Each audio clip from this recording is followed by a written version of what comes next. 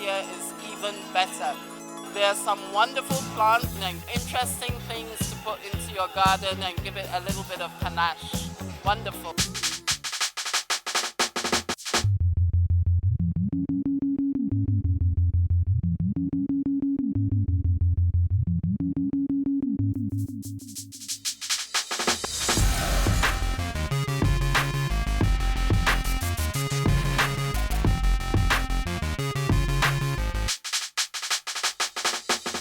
We shall now proceed with a welcome address, and to do that for us, please welcome the General Manager Communications, Stratcom Africa, Madam Gillian S.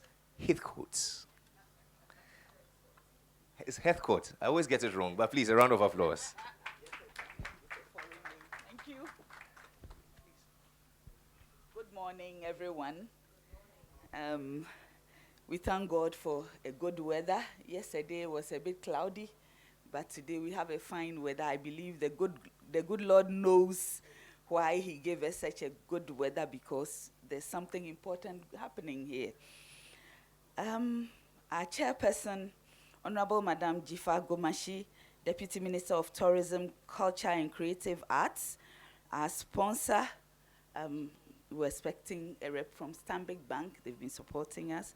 They've supported us. Our distinguished speakers, I believe they will be introduced as the conference goes on. Our CEO of Stratcom Africa, Madam Esther Koba, our media partners and friends, ladies and gentlemen, I would like to officially welcome you to this year's Ghana Garden and Flower Show conference under the theme, Dream It, Discover It, Live It. And we are talking about ecotourism and the sustainable development, and the UN Sustainable Development Goals. As an organization, as Stratcom Africa, we decided on this theme because of the critical role and potential of ecotourism in wealth and job creation for the development of our country. The Honorable Deputy Minister spoke about work for the youth, and I think that we are at the right place at this time to look at what potential we have. Indeed, through job and wealth creation, the 5 Ps of the UN Sustainable Development Goals can be positively impacted. As we all know, the 5 Ps are people, prosperity, partnership, peace, and planet. I believe our speakers will elaborate on this when they share their presentations with us. Let me explain that Stratcom Africa's focus on ecotourism was as a result of our commitment to working with different stakeholders to make Ghana greener, wealthier, and more beautiful. Indeed, our focus also is to unearth potentials for job and revenue creation. We see ecotourism as an area to achieve this. At a conference like this, we share different perspectives in promoting ecotourism. Ladies and gentlemen, on this note, I'd like to welcome you all once again to the conference, and we encourage all of you to contribute, and so that together we can promote the development of ecotourism in Ghana, so that we can create job and we can create wealth. Thank you very much.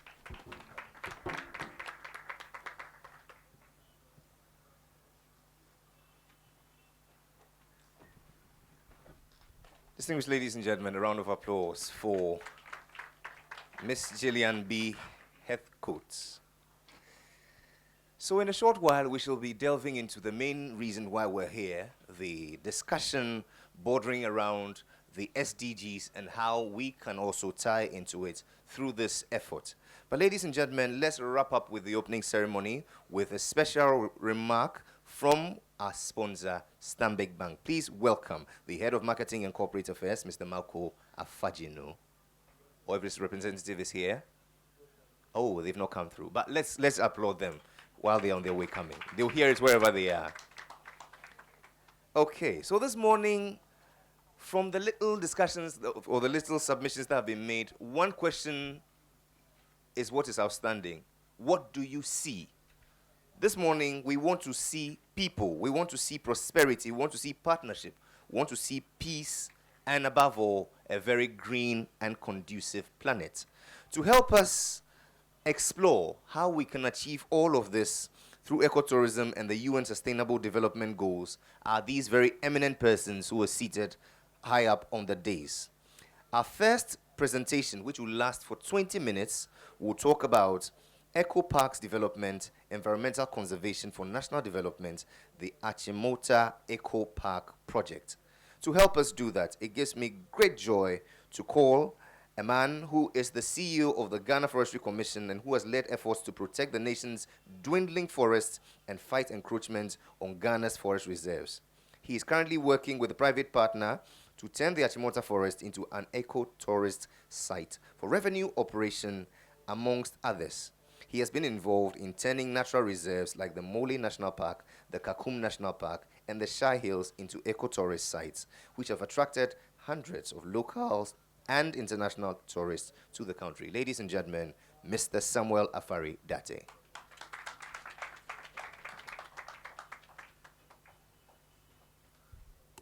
Thank you. I am Reverend David Pele, standing in for Mr. Samuel Afari Date. I am the Director of Operations at the Wildlife Division of the Forestry Commission, and also the coordinator for the Accra Eco Park project. Madam Chairperson, Your Excellencies, my professor, all the dignitaries here, ladies and gentlemen, it gives me great pleasure to be part of this innovative process which has been started by Stratcom. It is something we at the Forestry Commission find common grounds with. It is an attempt to bring enjoyment to people in the cities through the beauty of flowers, and to also increase the plant cover, which we all share as part of our objectives as Forestry Commission. So we are happy to be part of this process today, and we have been asked to talk about eco parks development, environmental conservation for national development, the Accra Eco Park project. Ecotourism is defined as responsible travel to natural areas that conserve the environment. It sustains the well-being of the local people and their culture, and involves interpretation and education. That is what the International Society for Ecotourism Development, or the International Ecotourism Society, defines ecotourism to be. And so we are looking at natural areas where people who want to enjoy nature, who want to find out about nature, spend money and travel to such natural areas.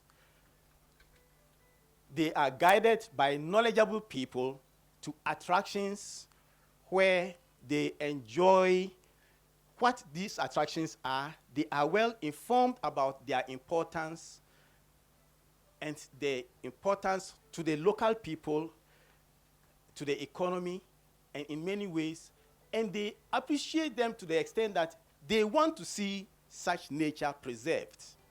They want to see others come and enjoy them.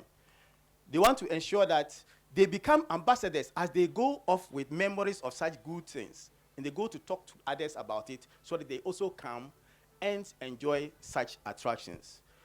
So eco parks are areas where these attractions are, where we go to attract these, enjoy these attractions. Mostly they are nature-based, and where tourists go and they spend the money to enjoy these attractions.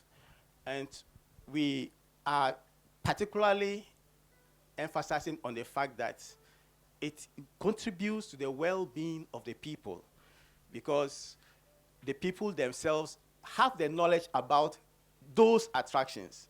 And so we engage them so that they tell us about what they know about these attractions. And in doing so, they are paid for their services.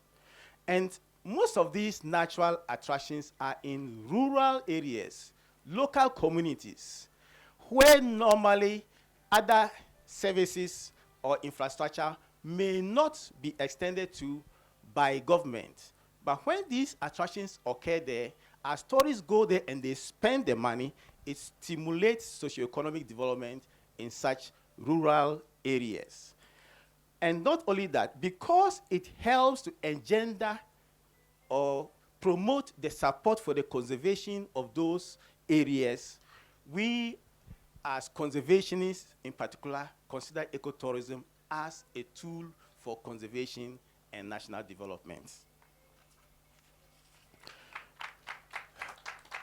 Many countries the world over are cashing in on ecotourism. They are earning billions. In fact, ecotourism is worth more than $140 billion globally. And the Latin American countries, Costa Rica, Ecuador, they are cashing in on this. They are major significant contributors to their economy. In terms of foreign exchange, these countries are on top as far as ecotourism is concerned. And so people are using ecotourism as a tool. They also have their forests, they have their attractions, and they conserve them. In fact, they actually encourage the local communities to set aside their natural areas, and they buy or give them money so that they agree to set aside their natural areas so that people can enjoy these things, and they pay those same people to provide the interpretation because of the knowledge they have. So the local people themselves see it as a source of economic, socio-economic development and their well-being. And so many countries have made use of that. Kenya is not an exception. South Africa in particular. And in particular, in South Africa, the Cape region, where flowers are produced, most of those areas are also ecotourism destinations. So the flowers that we see here can contribute a lot to ecotourism depending on where you have them.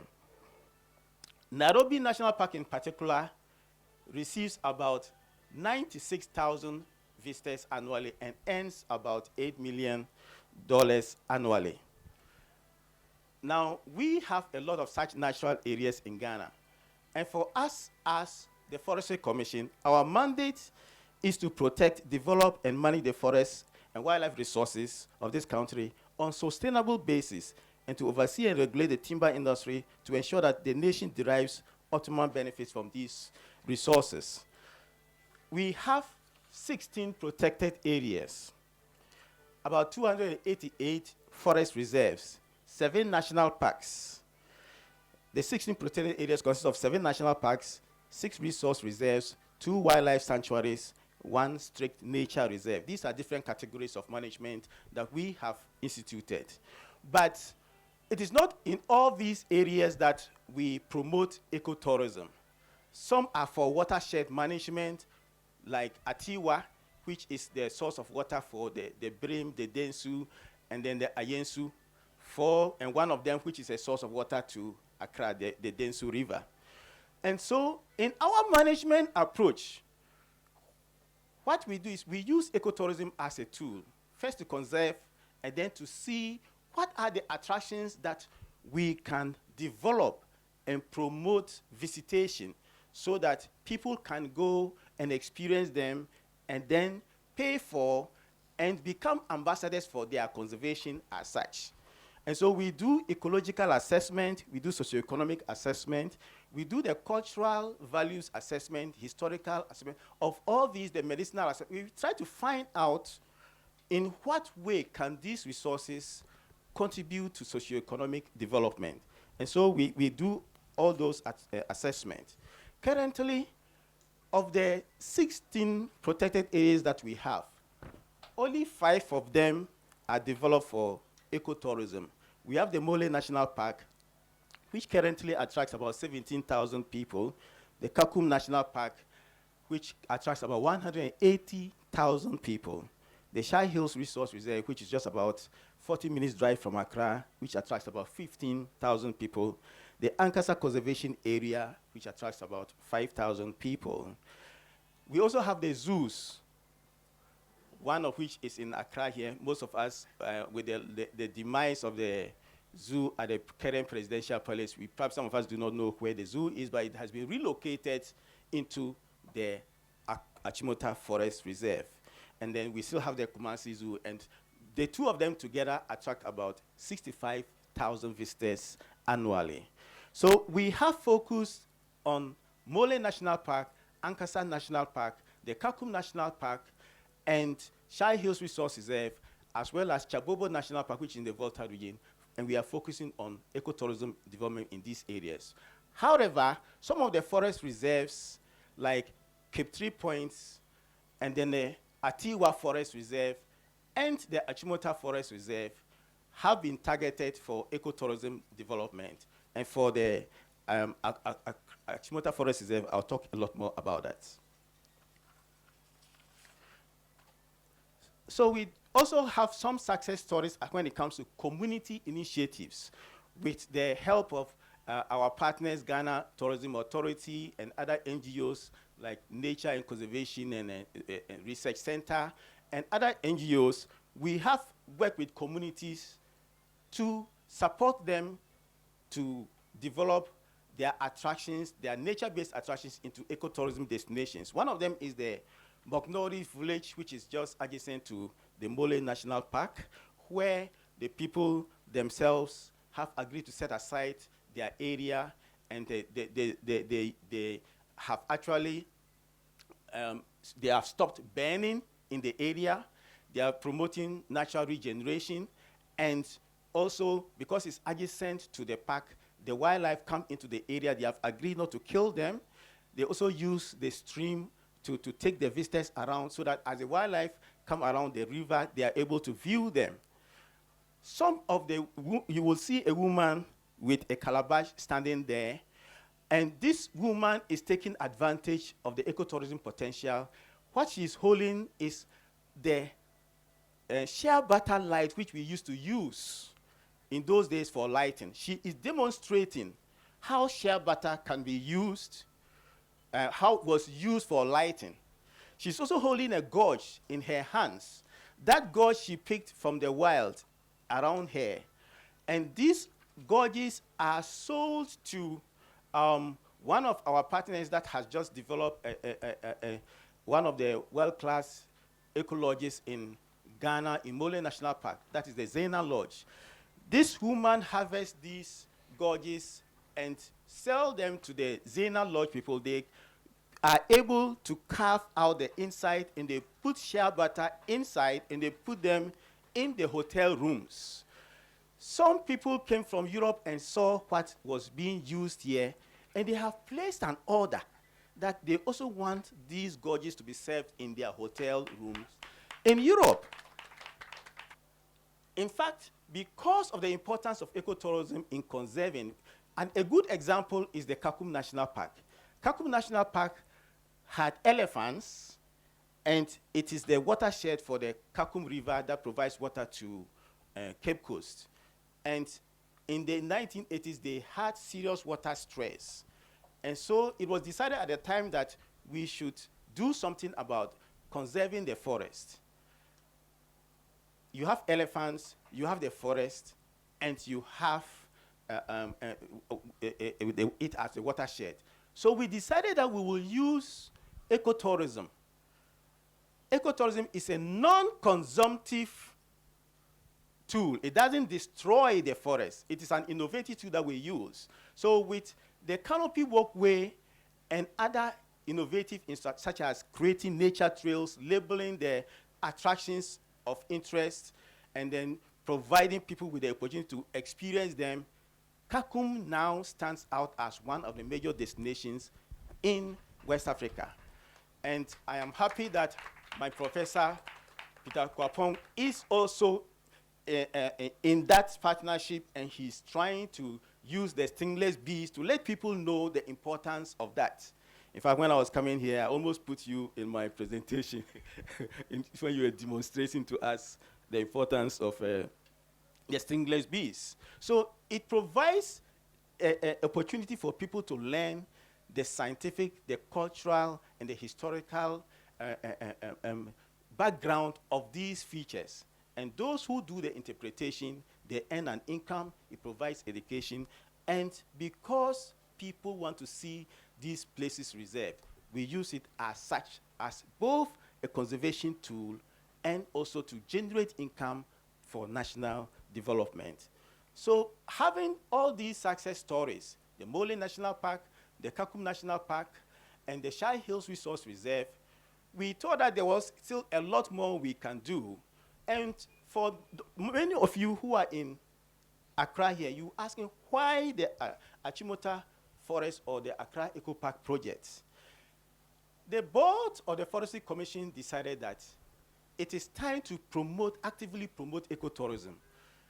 The resources are dwindling as a result of overexploitation of our timber resources. Yet we have attractions. So we decided that we are going to focus on ecotourism because ecotourism plays a significant role in bringing about income.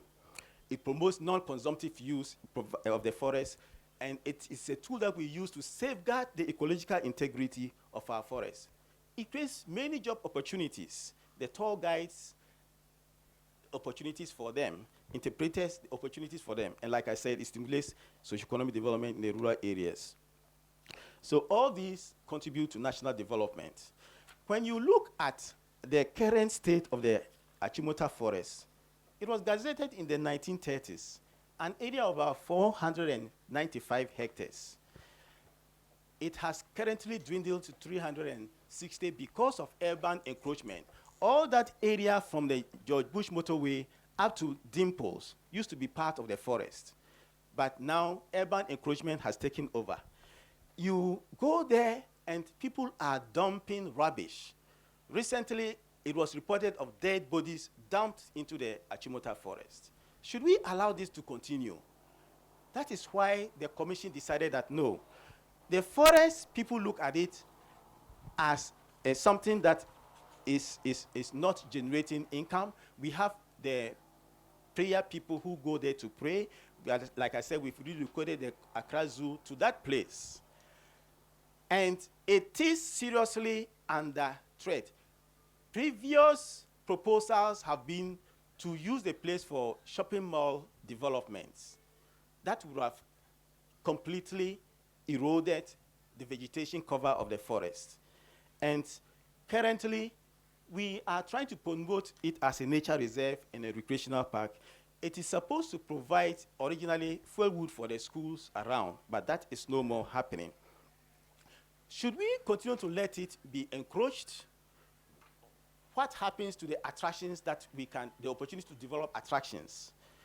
Currently, it draws about 20,000 visitors, and we have just about $60,000. And we think that that is not enough. So in 2011, we organized a stakeholder consultation process involving the Parliamentary Select Committee, statesmen, and the universities, and many other organizations, and they accepted the idea to put it to ecotourism development as one of the best things that can ever happen to this country.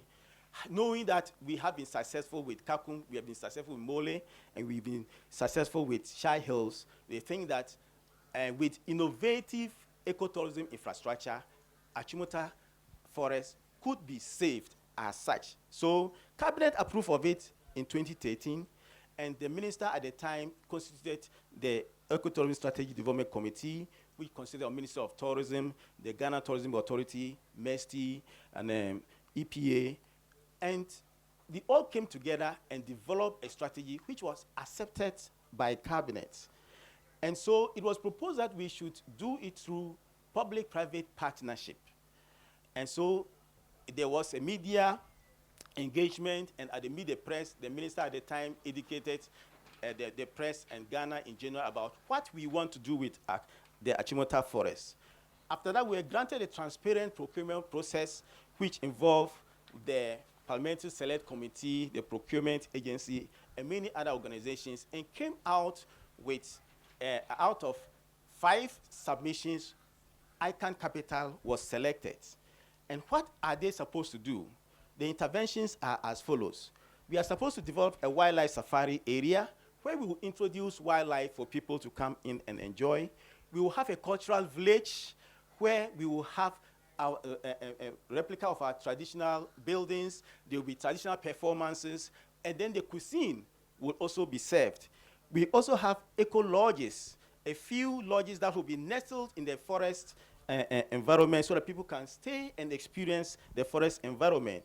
We will have orchards.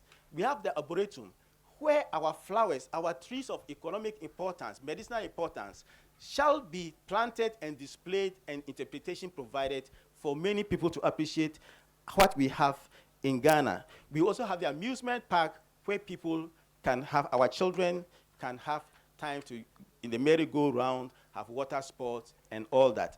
So, in conclusion, I'll say that ecotourism is about creating recreational opportunities for people to relax, be healthy, and enjoy nature. Ecotourism is about prosperity.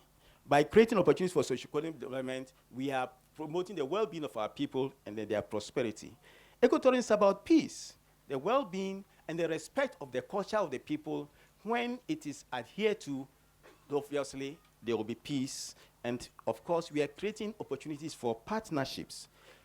And it is also an opportunity to contribute to the Sustainable Development Goals. There will be poverty alleviation. There will be people who earn income to better meals will be served, nutritious. We are enhancing resilient environment for us, and what more, sustainable use of our resources as stipulated in the Sustainable Development Goals.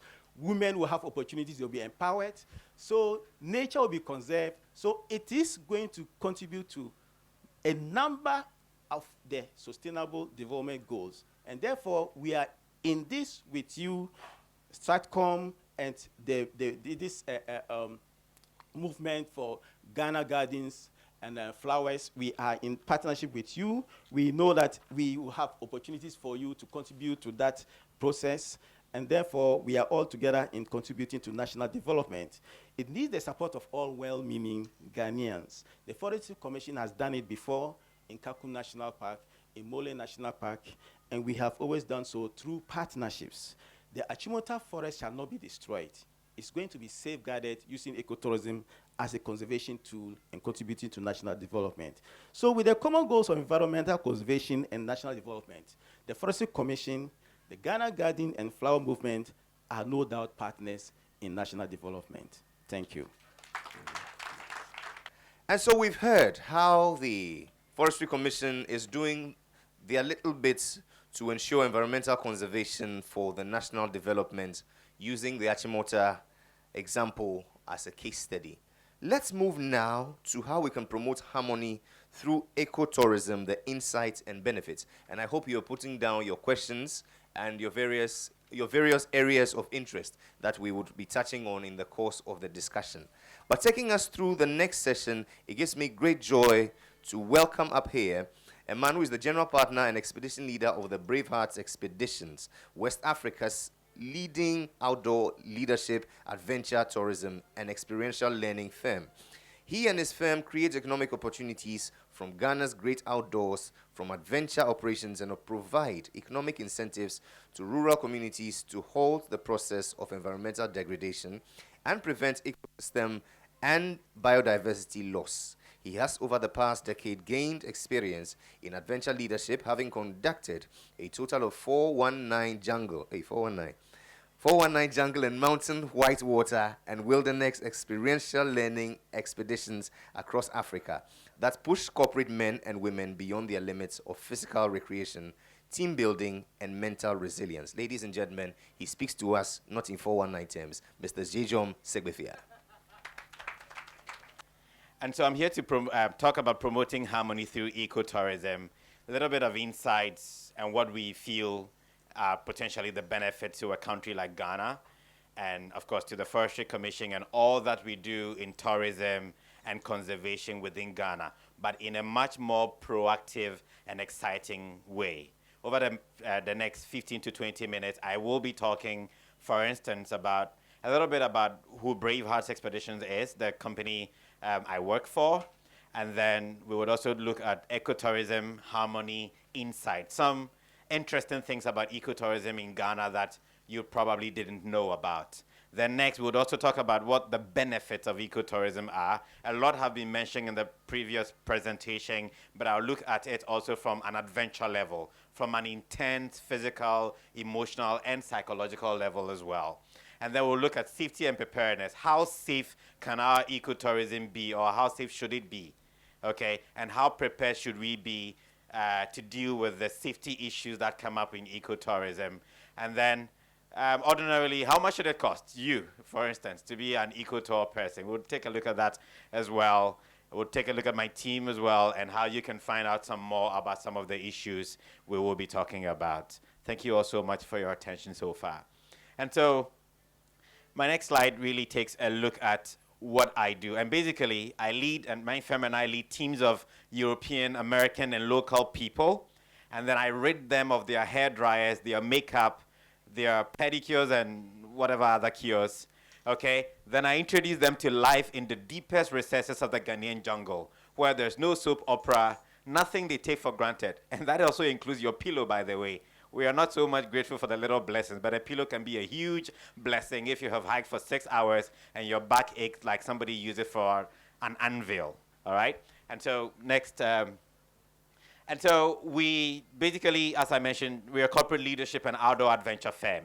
So we take teams of European and Ghanaian women and business people, and then we introduce them to the Ghanaian outdoors. We do this by pushing them beyond their regular limits of physical, educational, cultural, recreational, and mental endurance so that they can discover the greatness within themselves. Now, this is a biking expedition, and we partnered with the Forestry Commission. The Shire Hills Resource Reserve is a big park. You cannot ride a bike in Ghana and run into antelopes anywhere unless you do so in a park. Yes, you run into vehicles if you do it in Accra. You'll get knocked down by a vehicle if you're not careful. Our roads are not rider-friendly. It's unfortunate, okay? But a park like the Shire Hills Reserve offers that huge opportunity. You have vast spaces. Why can't we do biking there? So that when people ride around, they can run into an antelope and stop and say, hey, there's an antelope. You go over there on the other side, and there's a baboon that backs at you asking what you're doing in his territory. And then you can point out and say, yeah, that right there is a baboon, okay? And then you go along, and then you see a squirrel scampering up a tree as it scolds you and asks you what you're doing in his park. All these things enhance the beauty of your riding experience. And that's clearly different from if you're riding in Accra. And that's what ecotourism does right here in Ghana. What are the benefits? First, we must first look at the principles at stake when we talk about ecotourism. And the first thing is to enhance the physical, social, behavioral, and psychological interactions of people. The next thing that it provides is that it provides a unique opportunity for leadership. Right here is the Volta Lake. And this team is walking along the shoreline all the way to the edge on the Enum side. And this is part of the benefits that ecotourism provides. If you click on the next slide, there's a little thing I'll read out. And that is, it builds environmental and cultural awareness and respect. We've got the largest man-made lake on Earth. By the size of water reservoir, this is the 4th largest globally.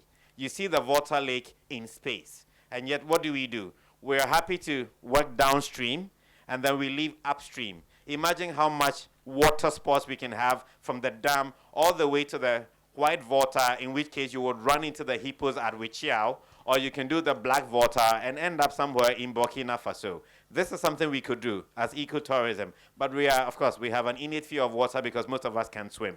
But that should not really be the fear, should it? And so build environmental and cultural awareness. Okay, be much more aware of our lakes and our water bodies and experience it as you hike along. Then perhaps we would appreciate the Dumso more, with a lot of respect to the minister. So what this does is also provide positive experiences for both visitors and hosts. This is a 40-meter cliff in a mountain we call Kloyum. It is at Akuse Junction. The Krobos the Manya Krobos call it their home, their ancestral home. And every October, at the end of October, they just have a little pilgrimage. They throw down a lot of plastic when they go up there. and it's supposedly a sacred mountain. We got there and found this 40-meter cliff, and we said, hey, we want that rock. What do we need to do with it? They said, oh, you have to pay something. And then we said, oh, we don't have a problem with paying for anything to use it. But on one condition, you should stop throwing dirt. You should stop throwing plastic over there, because if it's a secret mountains and the gods will get angry with me if I walk up, and they don't get angry with you when you throw plastic, the gods surely must be crazy. And so we have those kinds of discussions, and now we lead a lot of abseiling expeditions in this area. We pay 10 Ghana cedis per person that we send there, and last year alone, we contributed close to 6,000 Ghana cedis to their local economy just by using a rock they thought was good enough only for plastic. And so these are some of the things that ecotourism does. It creates economic opportunities from an environment that otherwise would wait until the next query. And there's not really to scare you, okay? But one thing on the next link, these are, of course, royal pythons, okay? There's a lot of them at the foot of Afajato, royal pythons. You probably didn't know this, but 4 out of every 10 snakes you meet won't actually kill you, okay? But of course, you kill them first and ask questions later. By the way, if you kill endangered snakes in this country, Mr. Kwele will have you arrested. So the next time you kill a snake, think twice. We may lose all the snakes that we have. The king cobras, the black mambas, the puff adders. They are endangered. Some of you may not be able to tell the difference between a squirrel and a hedgehog. And that's because the earlier generation killed and ate them. Let's stop eating our live folks and focus on saving them. And that includes snakes as well. Okay, these are royal pythons. I take a bunch of students and foreigners out here, and my basic thing is to push their mental endurance. These are non-venomous snakes. What if you have them around your neck and you take a selfie with it? Imagine all the girls you would have if they're not afraid of snakes, of course. But yes, it provides direct financial benefits for conservation. Okay, so if a person keeps these snakes as pets, imagine how much money he would make from an environment like this. So let's change the way we think, and let's stop killing everything because we think it's harmful. If that is clear, say yeah. Thank you very much. Next slide, please. And so yes, in a typical Ghanaian jungle, you're looking at working in an environment where you minimize the impact of infrastructure. Okay, and so that's why if you're building in an eco reserve, you need to think about what the environmental impact is and measure that, vis-a-vis what the benefits will be. And of course, if I'm thinking it through it, if you have a tent and you move into the jungle, what kind of negative environmental impact would you really make? Not much, because you can just fold your house up and move away with it. And this happens near a waterfall we discovered near Afajato. It's called a tea waterfall. Okay, and we decided to build a little camp, have all these foreigners, and then of course we've got drums, we've got benches that we borrowed from a local Catholic church, and we've got fruits. We went into the forest because we were hungry. We found a lot of wild growing pawpaw, and there we are, enjoying it. Minimal impact. In the middle of the night when it gets too cold, we have little firewood and everybody has a bonfire. The foreigners are happy. They give us the dollars, we give them the experience, and everybody is happy. Of course, the government gets its taxes back, but then it's got everything for everyone, right?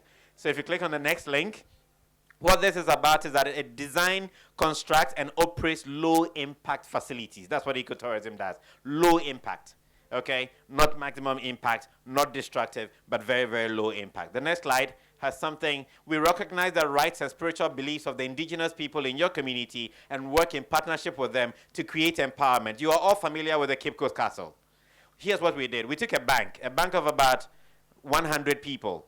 And then we got to the Cape Coast Castle, and we told them, this is the scenario. You're all slaves, as we all know about the Cape Coast Castle. You're all slaves, okay? Now, you have 2 options. You can remain here, and you can stay here and remain slaves, or we've got upsale gear set up. Next slide, please.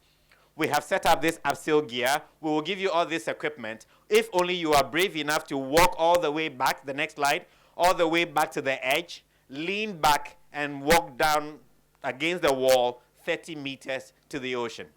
So these are the options you have. Are you going to remain a slave, or are you going to go back to freedom because freedom requires that mental shift that you think you do not have? So for these mid-level bank managers, 95% of them actually upsell. The next slide will prove it. And this is them. Simple.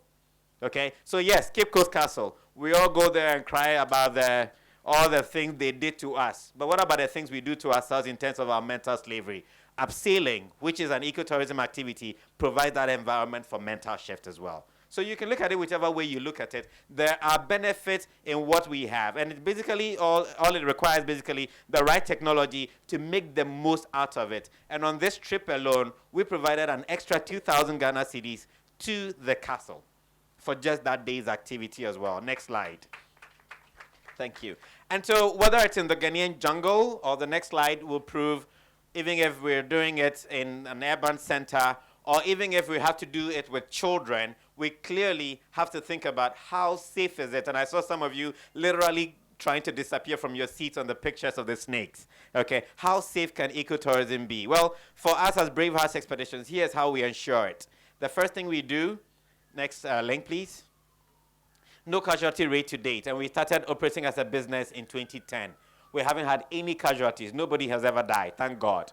Okay, and that's because of some of the other things we do. The next thing is that we have the highest ranking guides from West to Central Africa. So lots of training is involved. And we can extend this to a place like the Waterfalls. If we train the people who take us up there, they can be well equipped in order to take care of everyone who comes to these areas. It's not that expensive. The next thing we do is to, of course, we have the protection of park rangers when we do it in a park like the Shire Hills Reserve. Baboons can be pretty stubborn sometimes. So you don't just walk into a park. Or have you ever been chased by an elephant at Morley National Park?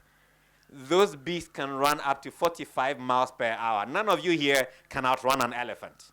And so that's why you need the protection of park rangers. And once you ensure this, then of course ecotourism becomes pretty safe for everyone involved. And then the other thing we do, professional drivers, professional buses. Do not give seatbelt-less throttle to your clients. You clearly want to think of safety. Okay, more people will die on the road than they will die with snakes in my jungle. Okay, so there's a bigger risk there. So find professional drivers, find professional buses, and provide those services as well. Wilderness medicine experts. I am trained to take care of a client who falls off a cliff at 40 meters if he doesn't die midway. You understand? And if we train all our people, at least in basic first aid, if you have a client who has some issue, you can take care of them and make ecotourism safe for this country as well. And then as we're running up, modern gear and equipment. We've got to invest heavily in modern gear and equipment. We've got to change the old ways of doing things and think of new ways. Why can't we create a zip line? And here I'd like to throw it at the tourism minister, from Mount Gemi to Jogbepeme. We can create a zip line that is more beautiful and that is better than the cable car in Cape Town. Because all you see when you're in the cable car is the beach and urban centers. There's no biodiversity to observe. But if we do so from Mount Gemi to Jogbepeme, there's that beautiful Togolese highland thing to look at. And I'm pretty sure we'll get richer than the South Africans. Let's think about it. It will create a lot of economic opportunity. Then for once, we can drive up to the top and zip all the way to the other side and take that off our bucket list. Been there, done that. And then we won't have to apologize for that again. Then, of course, over 6 years of experience. We've got over 6 years of experience creating these kinds of opportunities in Ghana's great outdoors as well. So there are 2 African expedition navigators. An expedition navigator is a person that is certified by the International Mountaineering and Climbing Federation to take any group of people from one end of an African jungle to the other end, usually in one full piece. And Ghana has one of these 2, and I'm one of them. If we're in church, I'd say hallelujah. And then, of course, high-quality client services. Make your clients happy. And in our case, it's crucial. I'm dragging them through the forest. I'm making them sweat like pregnant fishes. It clearly has to come with a lot of client services to smile. And I've got clients who use the F word as we climb up Afajato, and they're asking themselves, why the hell did I do this all the way to the top? And then once we get to the top, then they are so happy, and then they say, JJ, we are so glad we did this. Of course, the money they paid to me helped, but eventually it helped them all to enjoy the services that we provide. So if you provide high-quality client services, we would make it safer for everyone. And then the next point, child-friendly staff. Children have absolutely no fears. We do them the greatest injustice when we pass our fears on to them. Like those little kids you saw abseiling with our guides. They can do it if we let them. It's okay for you to be cowardly about going into the outdoors, but let the kids get out there, all right? And then finally, comprehensive medical insurance for everyone that comes on our expedition. But of course, it won't matter to you because if you die on our expeditions, you're dead. Okay? But how safe can we make it before that happens? And should the inevitable happens, which can happen if you're on a mountain, what do you do to protect your clients as well, to mitigate their loss? And that's insurance as well. And so, putting it all together, even little kids. This is a 2-year-old. He's the 2-year-old son of the West African director for DSTV. And he's the youngest client we've had on Apsio. The helmet can barely fit on his head. But he saw his 4-year-old brother do it, and he said, hey, I can do it as well. And he was happy going down with the client all the way. Next slide.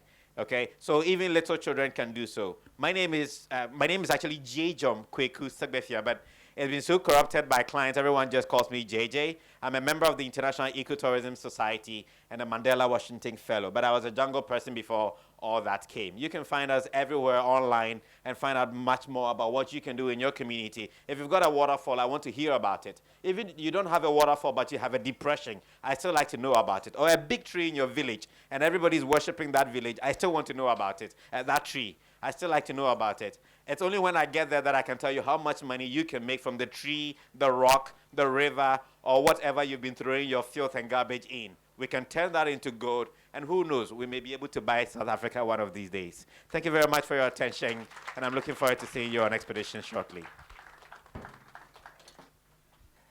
We shall now move to another area which also ties in with where we've started from. It's about achieving the UN SDGs, how all the partners can come on board. We've heard from the Forestry Commission, we've heard from a private institution and also what they are doing. Now we need to hear from how we all as stakeholders can do this. Ladies and gentlemen, please welcome the UN rep in Ghana, the UNESCO, I beg your pardon, rep in Ghana, Mr. Tears dos Santos. I don't know now how to call my dearest friend here because she doesn't want me to call her honorable. So shall I call you Madam Chair? Distinguished members of this panel,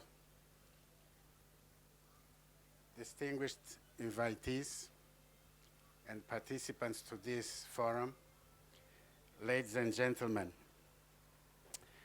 it is for me a great honor to deliver, and I do this on behalf of UNESCO, the keynote speech at this important occasion.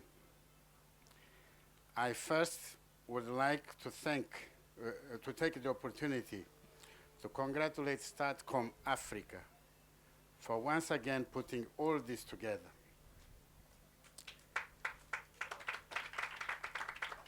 Madam Chair, they put this all together under the theme, Dream It, Discover It, Live It, Ecotourism, and the UN Sustainable Development Goals. I want to start by thanking Reverend for a very succinct but comprehensive and accurate definition of ecotourism, and both my predecessors here for the interesting insights about ecotourism. I will refrain from repeating you, sir.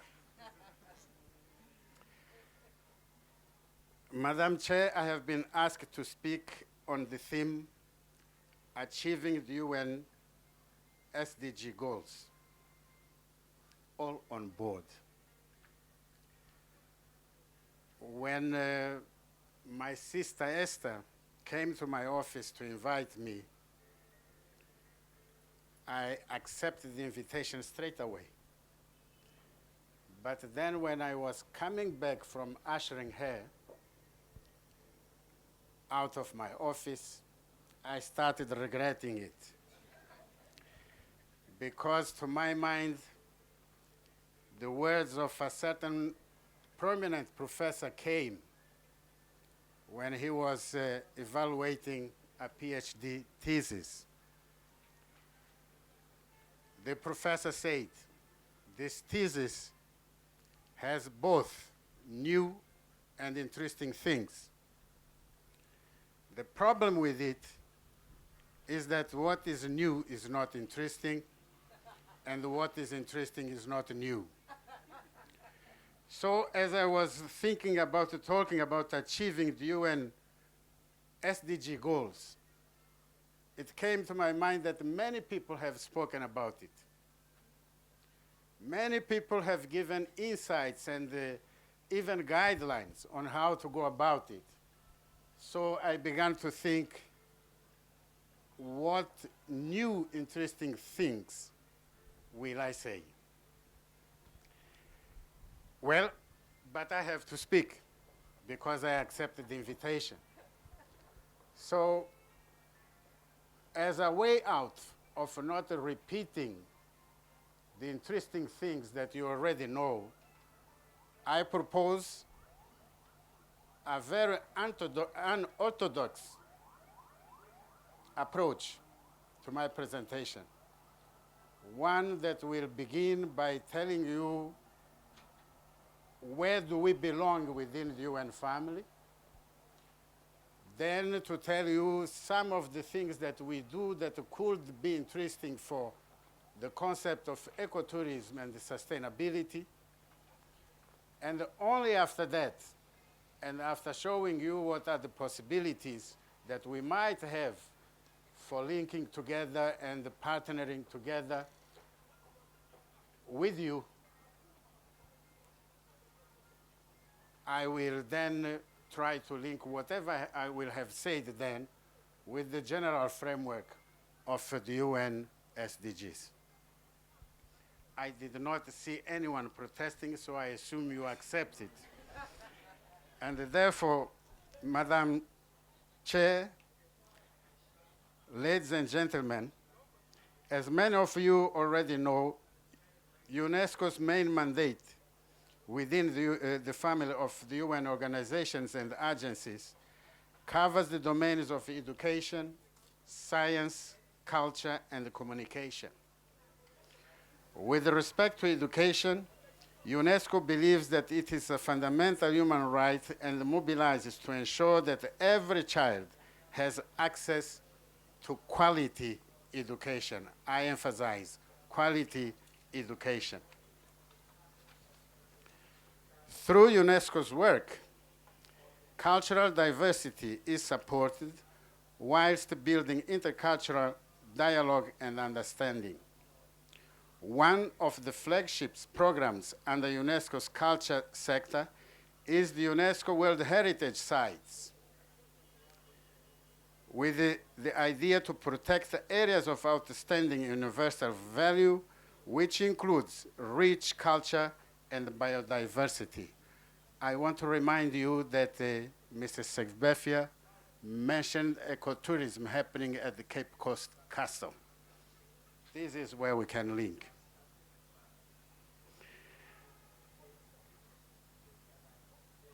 In the sciences, UNESCO pursues a lot of cooperation and networking for the management of transboundary natural resources and also to find scientifically sound and sustainable solutions to avert natural disasters or to reduce their impacts. And last but not least, UNESCO lends its voice to the cause for the protection of freedom of expression. Freedom of expression is a fundamental human right, but this is not so in many parts of the world where it is only seen as a privilege. Likely, this is not the case in Ghana. To bring us back on course as to one of the reasons why we are here, I would like to tell you a little bit of one of our flagship programs under the UNESCO science sector, which deals with the environment. That flagship program is called the Man and Biosphere. And we call it in short MAB, Man and Biosphere Reserves Program.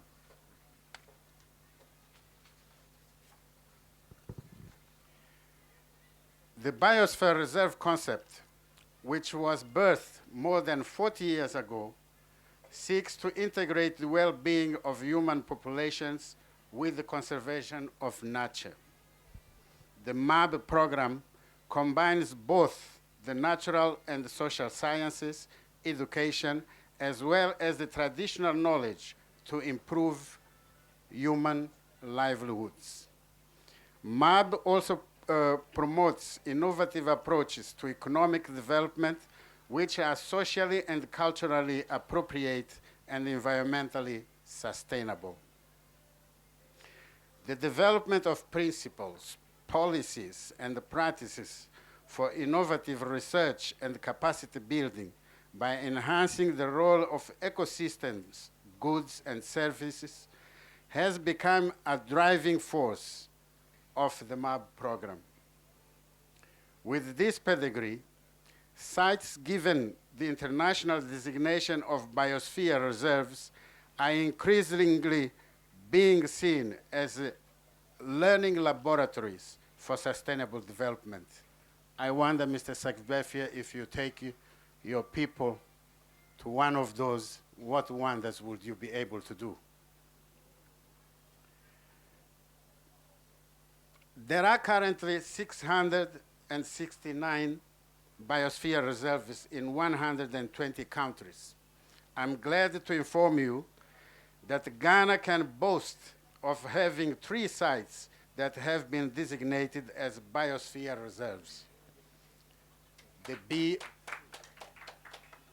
Bia Biosphere Reserve in the Western region, Songo Biosphere Reserve in the Greater Accra region, and more recently, we managed to have Lake Bosomtwi Biosphere Reserve in the Ashanti region inscribed in the list. Distinguished participants, ladies and gentlemen, there are many environmental trends that threaten to radically alter our planet as a result of the current development path. The vast majority of countries are charting the vast majority of countries are charting. A number of industrialized countries' economies depend largely on natural resources and are carbon intensive due to reliance on crude oil and coal. There is rapid growth of the heavily polluting and extractive industries in the emerging and the developing countries like us. Economic development issues are thus intricately linked with environmental issues. Looking at the global picture, it is expected that by the year 2050, the world population will reach 9.6 billion. It has been calculated, ladies and gentlemen, that every year about 75,000 hectares, square kilometers, 75,000 square kilometers. And to give you an idea of what does that mean, this figure is a little more than the total size of Togo and Rwanda combined. So 75,000 square kilometers of forest are depleted to support the population growth. Population growth will therefore not only increase the need for food, shelter and clothing, but also the demand for land for agriculture purposes and industrial development. As a result, deforestation will be accelerated which again limits the capacity for absorption of biocarbon emissions. The human race is currently facing a very difficult challenge to reverse or halt climate change and its effects that endanger both flora and fauna. To better protect our environment would mean embarking on a new development path and enlarging our spheres of cooperation in all facets of natural resources management, by bringing together the various scientific, technological, and social interventions in an interdisciplinary manner to reduce poverty and set us all on a path to sustainable development. A development which supports a world in which deserts are turned into productive dry lands, where technological advancements do not translate into natural disasters, where women and children can get access to safe and clean water, where the gap between the rich and the poor shrinks, and the societies in the developing world transition into educated or knowledge societies.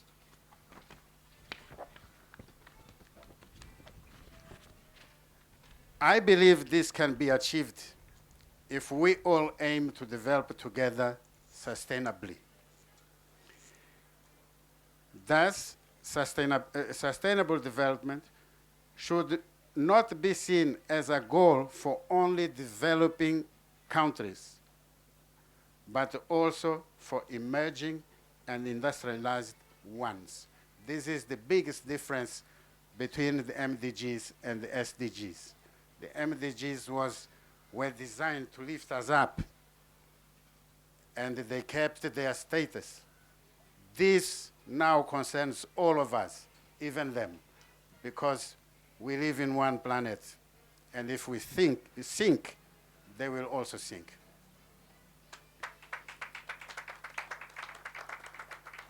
Distinguished participants, ladies and gentlemen,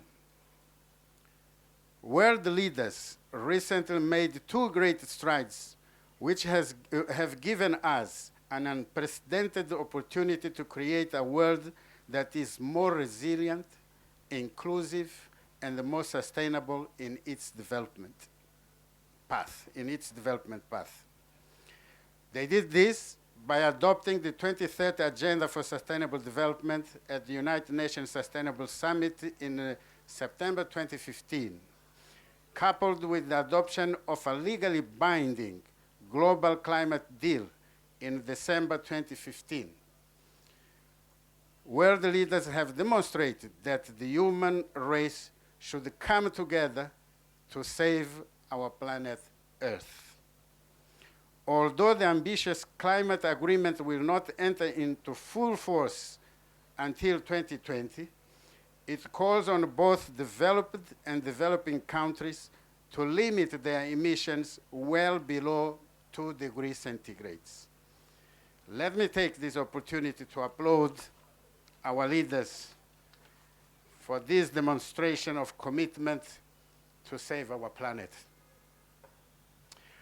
I would like to underscore the need to strengthen partnerships for implementation of the new development agenda. Partnerships not only at the international level, but also at the local level. The governance structure in most African countries is becoming more and more decentralized.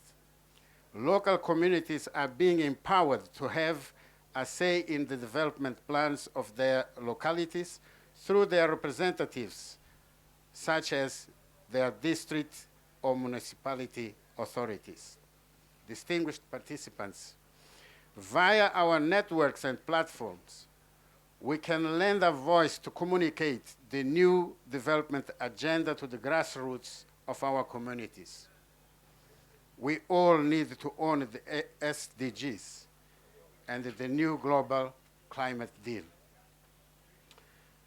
I would like to assure you that UNESCO will continue to play its role, especially under its Priority Africa agenda, to support the government of Ghana to integrate the new global development agenda into its national development plans and policies.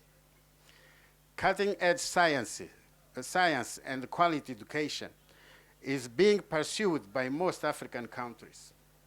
UNESCO will support these countries in the area of curriculum development and will also encourage the integration of the theme of education for sustainable development into curriculum.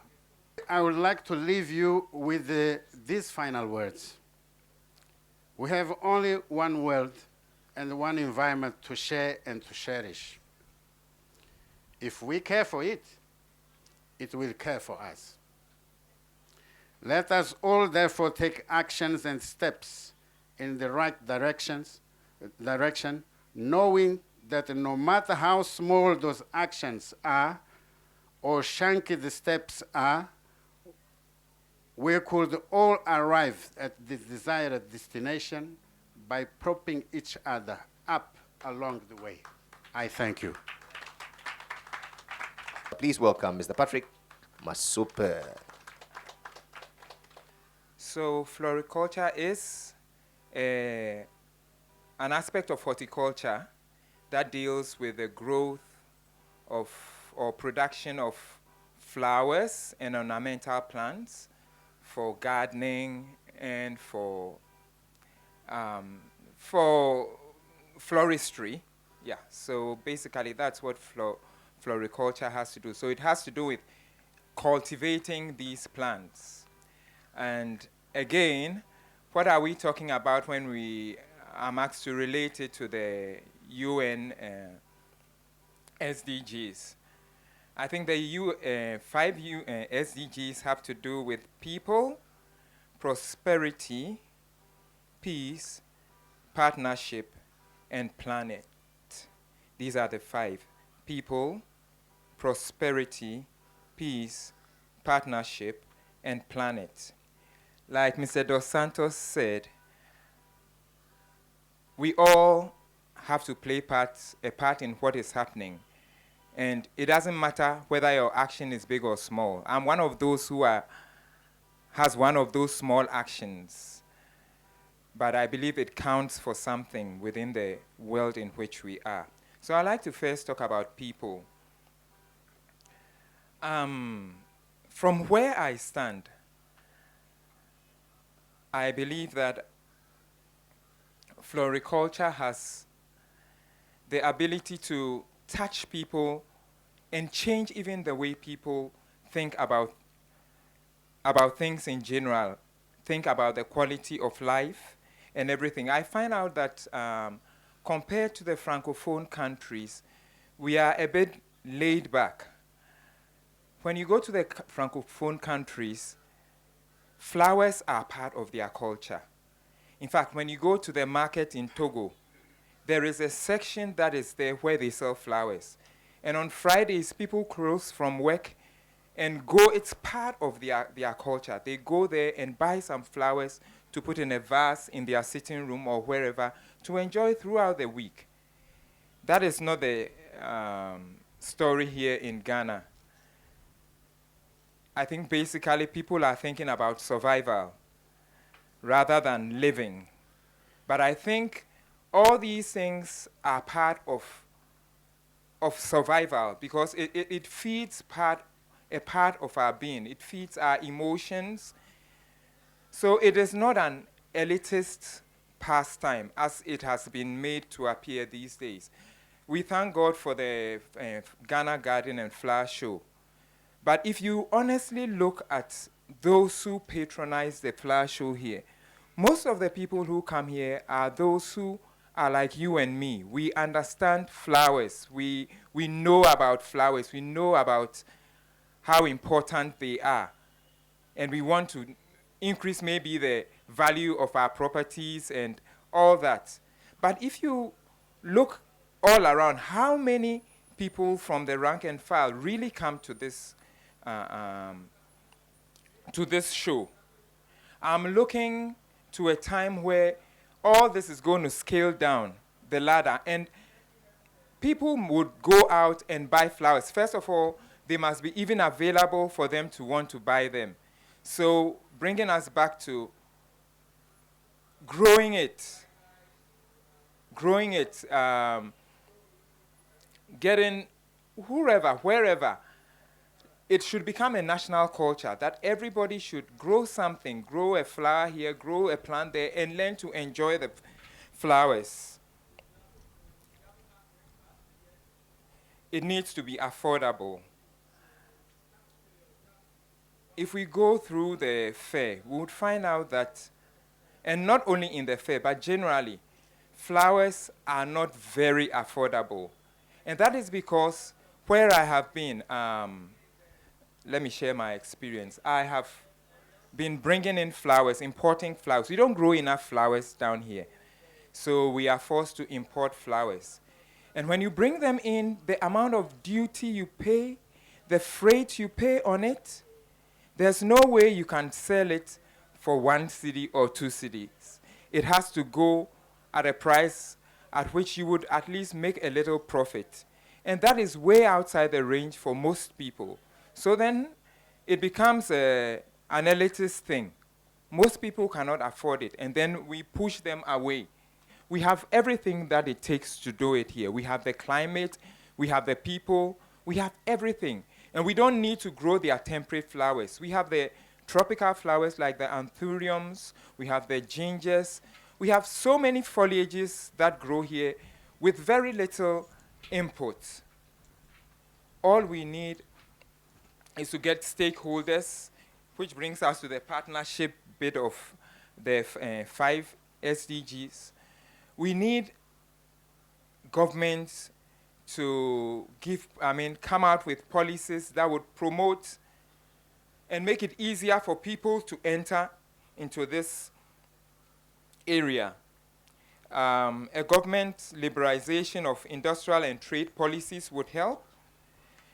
In fact, if there could be the establishment of a development agency that is solely looking at promoting the growth of flowers. We have the Export Promotion Council. I'm not talking of that. I'm talking of just a development authority that looks at promoting flower growth and all the attendant things that must be done.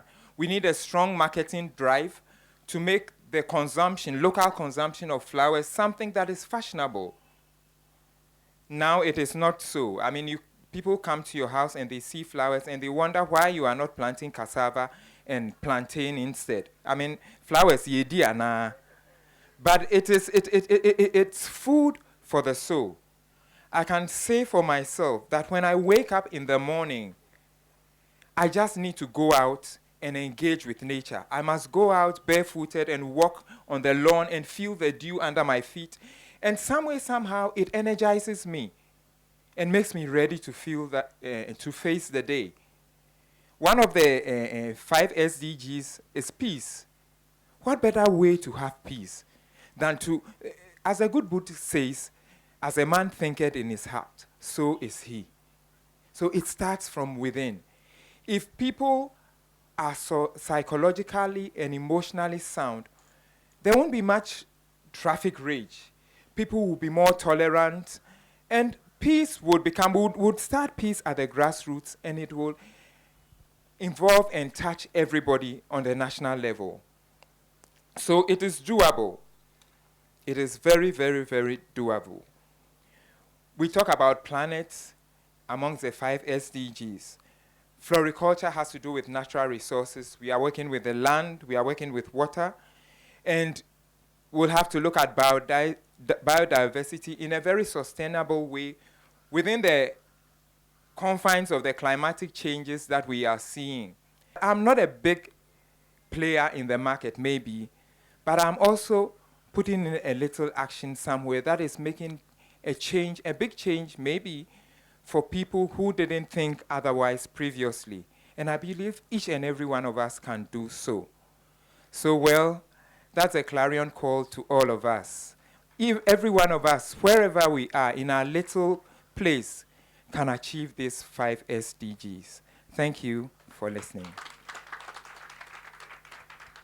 We shall now hear from stingless bees and what they do for the UN SDGs. I have no idea what this discussion is about, but to help us understand that is a man who is a professor of entomology and a researcher at the Department of Conservation Biology and Entomology, University of Cape Coast. His passion for pollination ecology, bee biology, and ecology led him to set up a unique center which serves as a sanctuary for culturing stingless bees in 2005. Professor Kwapong has won many laurels, including the British Council Award for the Most Effective Ambassador of UK Education in 2012 for being an innovative individual and inspirational leader. He also won the University of Cape Coast at 50 Award for Innovation and Creativity. I must warn you, he's quite armed and dangerous. Ladies and gentlemen, Professor Peter Kwapong.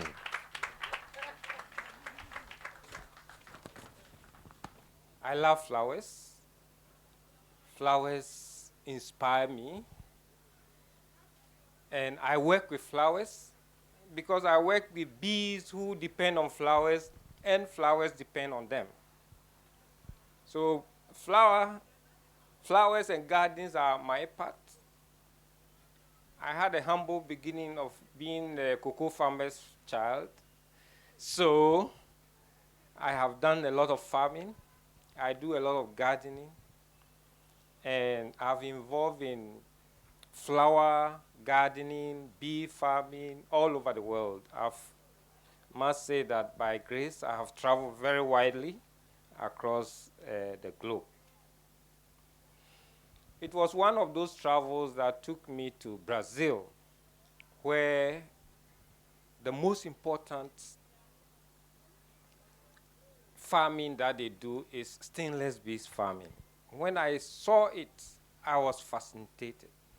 I said, wow, what's about stainless? At that time, I had joined a global initiative which is looking at the problem of bees dying in the US, in Europe, to find out the causes. And so we had the meeting in Brazil. And it appears we cannot reverse the bees because bees, the one you know which sting, contribute over $400 billion to world economy. And for the US alone, it contributes over $4 billion. So you can see how United States farmers and European farmers are really worried about these bees disappearing. Then we started looking for alternatives. Then said, oh, stainless bees can replace the ordinary bee, the Apis mellifera, which stings, which produces the honey. And I'll tell you why. So stainless bees are just one of a group of bees. In fact, there are two major groups of bees, which I want to let you know. There are social bees, which live in the family, one queen, a few males, and all the bees that sting you and move around and go to the flowers and bring food are all females. And they live in one group in a house or colony. And those are the ones we find in boxes. We have moved them into boxes to form bees. So these are social bees. So social bees, we have two groups, the honey bee and then stingless bees. They collect nutrients or resources from flowers or flowering plants, that is nectar, and convert the nectar into honey. Then they collect pollen and turn the honey into what we call bread. It contains protein and amino acid that gives us health. Then also they have several other, we have wax and other things that come in. But for the stingless bees, they have a product which is a natural antibacterial or antifungal, which is called propolis. So stingless bees are, then the other second group are solitary bees, other bees that live on their own. Male and female, they mate, lay eggs, the eggs hatch, and they are on their own. When they mature, they also find pair and lay eggs, and they are all in our natural system. So if you put together the bees that we have, there are 20,000 species. If you take the stinging bee out, we have 19,999,000 bee species. That is different types of bees. They are different. In Ghana, I have gone from south to north and surveyed and found 12 different types of stingless bees, and you can see them. A few of them have been located here. Out of these 12, I have successfully cultured 4 of them, and they are at the International Stingless Bee Center, which I'll talk about later. Stingless bees are important for 2 major reasons, and I'll add a third one. The first one is that if you have any plant that flowers and stingless bees don't go on it, the flower will drop, there will be no fruit. Name it coconuts, oranges, mango, pepper, tomatoes, whatever you have. So if we don't have all these things in our system, because stingless bees do not visit, you won't have the fruits, and the fruit contain the seed. The timber trees, all the timber trees that Reverend has talked about, or they oversee, without these bees, there will be no seed, there will be no fruits for them to use to plant or nest, for us to go and buy and plant these nice gardens around us. So they are involved in the pollination process. They pick the male part of the flower, which is the pollen, and put it on the stigma, which is the female part, and then it grows into a tube, enter the individual ovules, and form seed. Medicinal plants that our herbalists use, they pollinate it, and these seeds fall on the ground or floor, germinate, and we go and uproot. When the fruits in the wild, in the forest reserve, when they are formed, this fruit, when it's ripened, it drops as high as it is, and all the antelope, all the animals on the wildlife or the animal life, that's where they get their food to eat. So that we go and have bush meat or whatever it is. And then these animals, these fruits help them to also grow and multiply, so that the carnivores, those who eat those animals, can also survive. So if you are eating any meat which is coming from the bush, the stingless bee, remember the stingless bee or other bees. The second aspect of importance of stingless bees is that when they go to the flowers, they pick certain resources, not knowing that these resources these are very good health promoting ingredients for us. For example, they make honey. They don't have honey in the comb. They make little pots and put their honey in it. Once the honey is mature, they seal it. So these pots are there. And then also, so this honey is for energy, and it has a whole lot of health properties, which I will talk about. Then the pollen, the powder that the female part needs to germinate and fertilize, is also produced by this. It's also stored, and it makes up of amino acids, nutrients, and minerals that is food supplement. Some products that we have from India, Forever products, they are all pollen that have been packaged for us, and then we add it for health. Very important in that product is the propolis. In fact, because of organic things, people don't take the normal antibiotics that are on the market. They rather want to buy propolis. And propolis can solve so many health issues. Any infection that is due to bacteria or fungi can be solved by this propolis. And at the University of Cape Coast, I've been doing research with both locals and foreigners into the claims of many, many, many diseases. And so far, all the ones that we have investigated is true. Then also, something else. Thank you very much. Something else, Madam Chairman, that I have done, Chairperson, sorry, that I have done myself is because so many people have been coming, they've heard us on the internet, website, They've been coming from across the world to invest, to see these bees that don't sting. Are they natural or they have been genetically manipulated? So we have a lot of visitors coming.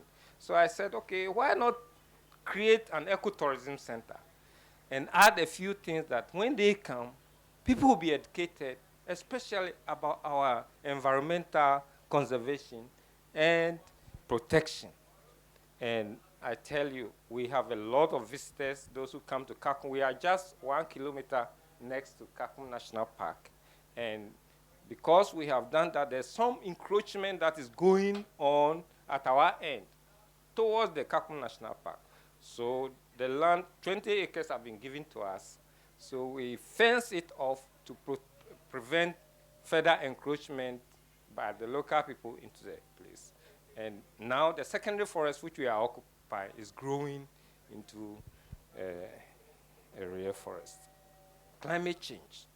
As I said, in the north, it is difficult to replant the shea butter. Basically, they are the only one of the few trees that have left. Otherwise, the savanna will have come down. So if you go to Tamale up to Kintampo, or from Navrungo all the way, you will see these shea trees are the main trees there. And when the fruit fall down, they germinate, some of them germinate, and grow back. And these shea butter trees are fire resistant. So even as the fire grazes through, they are the only trees that survive the savanna. So in a way, these bees are helping to mitigate this climate change that is trying to come down south. And again, bird life. We have people who watch birds and other animals coming down.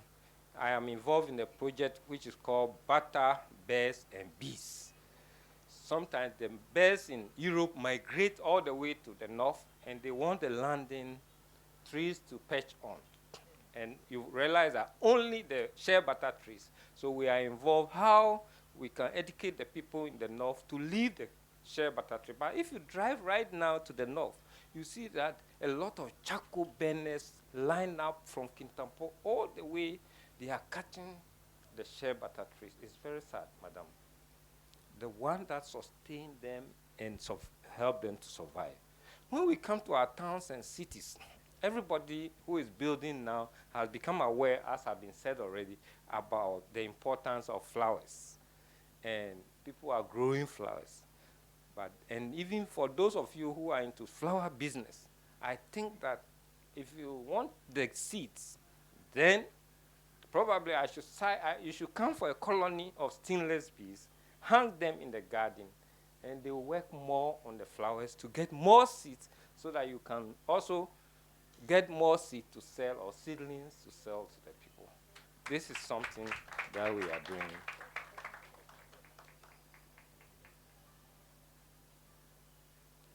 Yeah. So now, stingless bees and the Sustainable Development Goals. I checked the internet and found that the Sustainable Development Goal are 17. Is that right?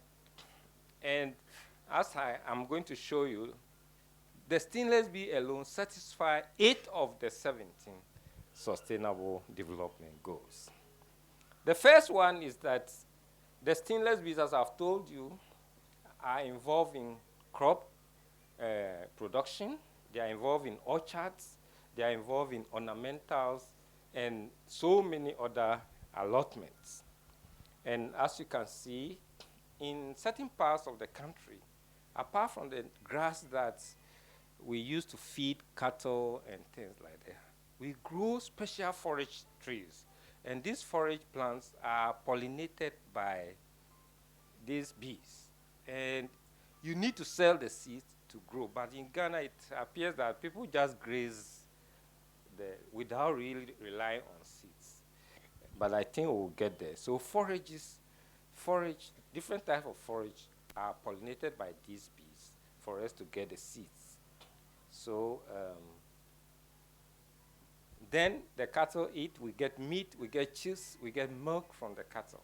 So you can see how this can link to household income People keep cattle, coconut seller, cashew nut seller, and all kinds of fruit and vegetable. If you go to the market, pepper, tomatoes, is bringing, and also we eat this to give us healthy diet, and food security is sorted out. What all of us, I don't know who doesn't eat honey, but stingless bee honey is different from the other honey. Unfortunately, I couldn't bring some because it is in high demand. I can't even supply. So I need people to partner with me so we produce them more. And so honey is important for obvious health, and also the pollen and the propolis. I've spoken about it already. And we also, like the flowers, I've talked about it, including medicinal plants. Then biodiversity, I've also said it, and so forth and so on. And ecosystem services of pollination, soil fertility, flood protection, water purification, cultural landscapes that we see, all these have been contributed by, what do you call it, stingless bees. Now let me talk a little bit about the stingless bee. That's my daughter, and it's advertising. So as you enter the center, you get welcome to the Stingless Bee Center. And I started this project in 2005, 2006, after a visit to Brazil, as I said. And it's sited next to the Kakum National Park and funded from California, USA. And the purpose is to provide alternative livelihood for rural people, which has been done. Some of the farmers, 5 centers in the country are keeping stingless bees right now. And then, so I trained 25 farmers from 5 communities, and also extended to 200 farmers from every district, then 5 people from 5 West African countries. Now, students from all over the world do come. Some are students coming from Canada, United Kingdom, USA. They come and stay with me for 6 weeks to go through research and things. So we have published, we investigate the claims of the sicknesses and diseases that these products are able to form. So initially it was just research and training, but as I said, it's now ecotourism, and like I've been said, you come, there's minimal disturbance, but you see everything. There's a walkway into the forest. You see the structure of the forest and learn it without tears. Yeah, so I'm almost done. And we do hive products and sell them. That's the picture of the center. Can you move on, please? Slide. Yeah, the center over there. The bees are lined up on the left side. This is the mini shed. This is how the bees look like. Next slide, please. Yeah, various types. Some are small, some are big. This is the product. Next slide, please. These are the product. On the left, you have propolis packaged, and then honey, and then the propolis and honey mixed.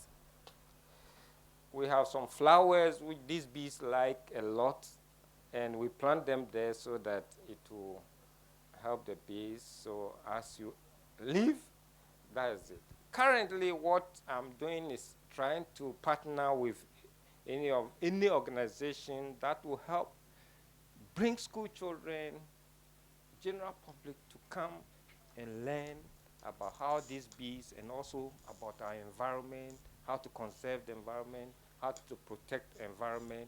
I've had a few policymakers come there, and they are so shocked as to what they have seen. In fact, it's one of the best ecotourism centers that you can find in this country. Thank you very much. And so in life, it is said that if you want to go fast, you walk alone. If you want to go far, you walk together with a team or somebody else.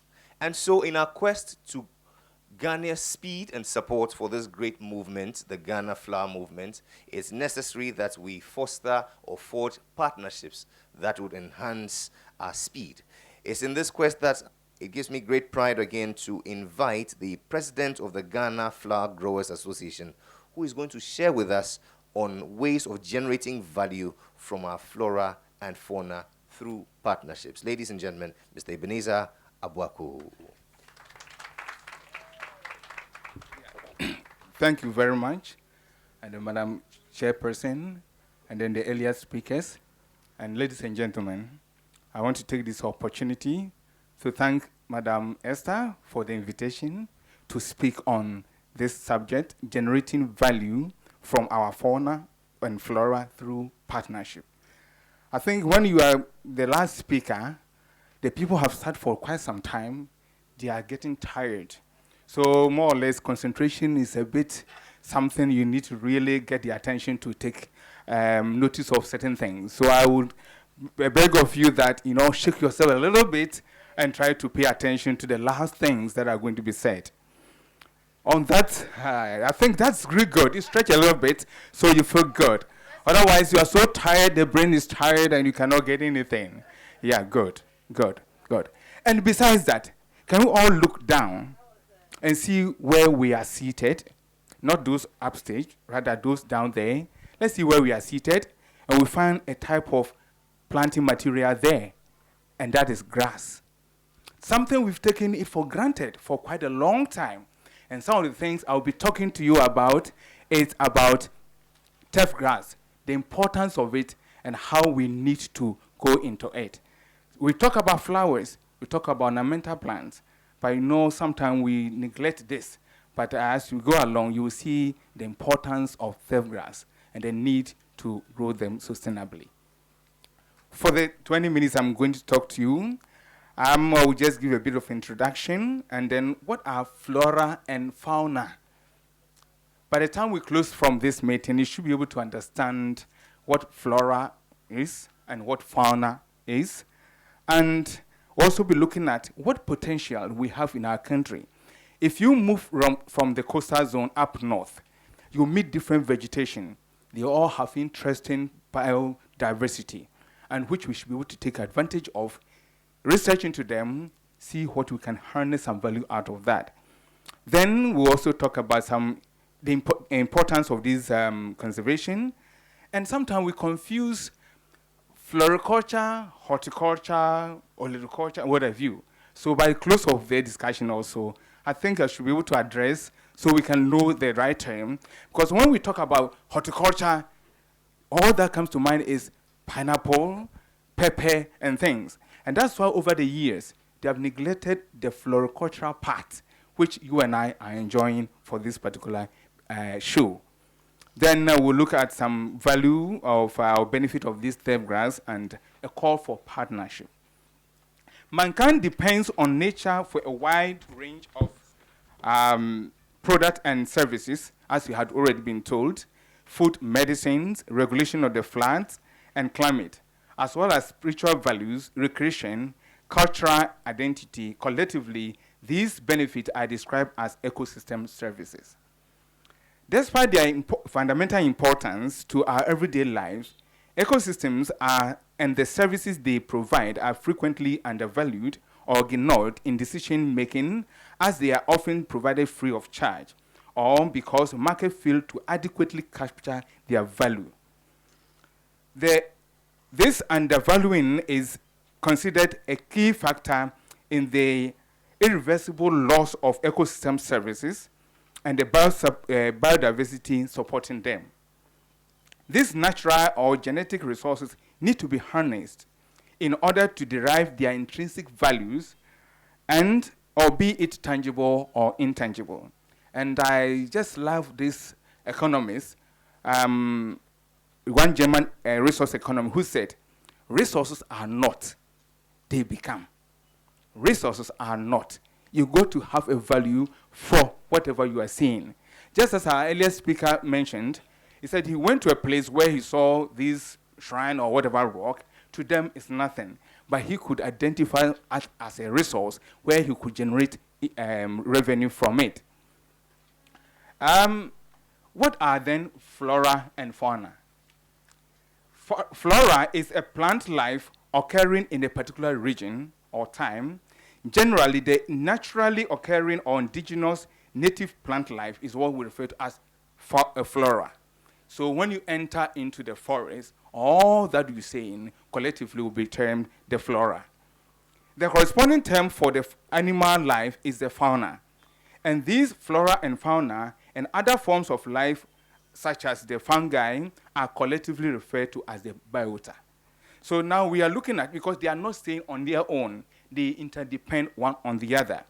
So an ecosystem, therefore, comprises biotic elements like the animals, plants, and microorganisms, and the abiotic elements like the soil, water, and climate, which occur in a specific area. Now, flora is classified or differentiated based on many factors, but the most important factor among these things is where they grow or where they are found. So that's why if you go through the things that have been displayed, you find different type of plant. They grow at different places. Plants that grow very well in the north, you will not find them down south. And those that grow underneath the story in terms of 3 stories will not be found elsewhere. So it means that they are different and they are found in many different places. What are the agroecological potentials of Ghana? Ghana is divided into 6 agroecological zones on the basis of our climate.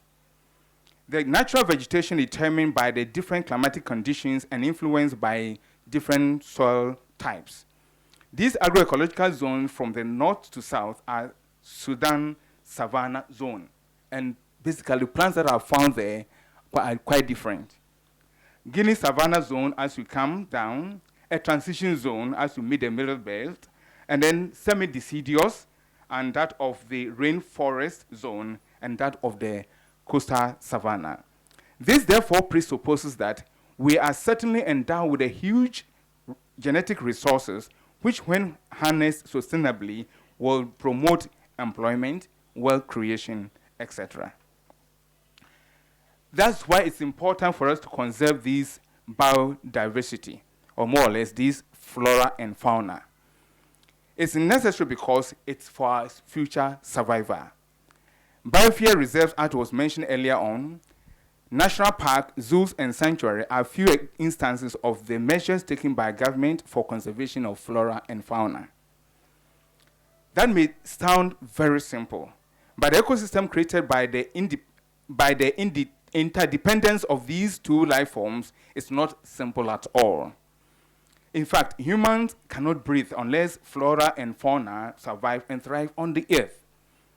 The world ecology is so complex, so fragile, so interdependent, that the ecological upheaval of the flora and fauna of one region of the world, like destruction of the rainforest, would have consequent effect on the entire planet. Now, that's why I agree with the UN Sustainable Development Goal 15. That says that protect, restore, and promote sustainable use of terrestrial ecosystems, sustainably manage forests, combat desertification, and halt and reverse land degradation, and halt biodiversity loss. Most of these plants that we find are plants that perhaps have come from the wild. Like our brother said, he imports some. But I can tell you, there are a lot of plants that we need them out there. Sometimes when you travel out there and you are going through flower market here and there, you see a plant, you say, this one there, a weed. Meanwhile, it's a plant that they cherish so much. So that as we go into research and partner to research into these endemic plant resources, we'll be able to promote our economy, we'll be able to create jobs. When we take the floriculture industry, it's a real international multi-billion industry. Floriculture includes the production, the distribution, the processing of the flowers, where we find a floristry, where somebody takes the flower, puts it together as we see here. That gives a person a profession altogether within the floriculture value chain. Then we have mature plants that can be sold as cut flowers or foliage.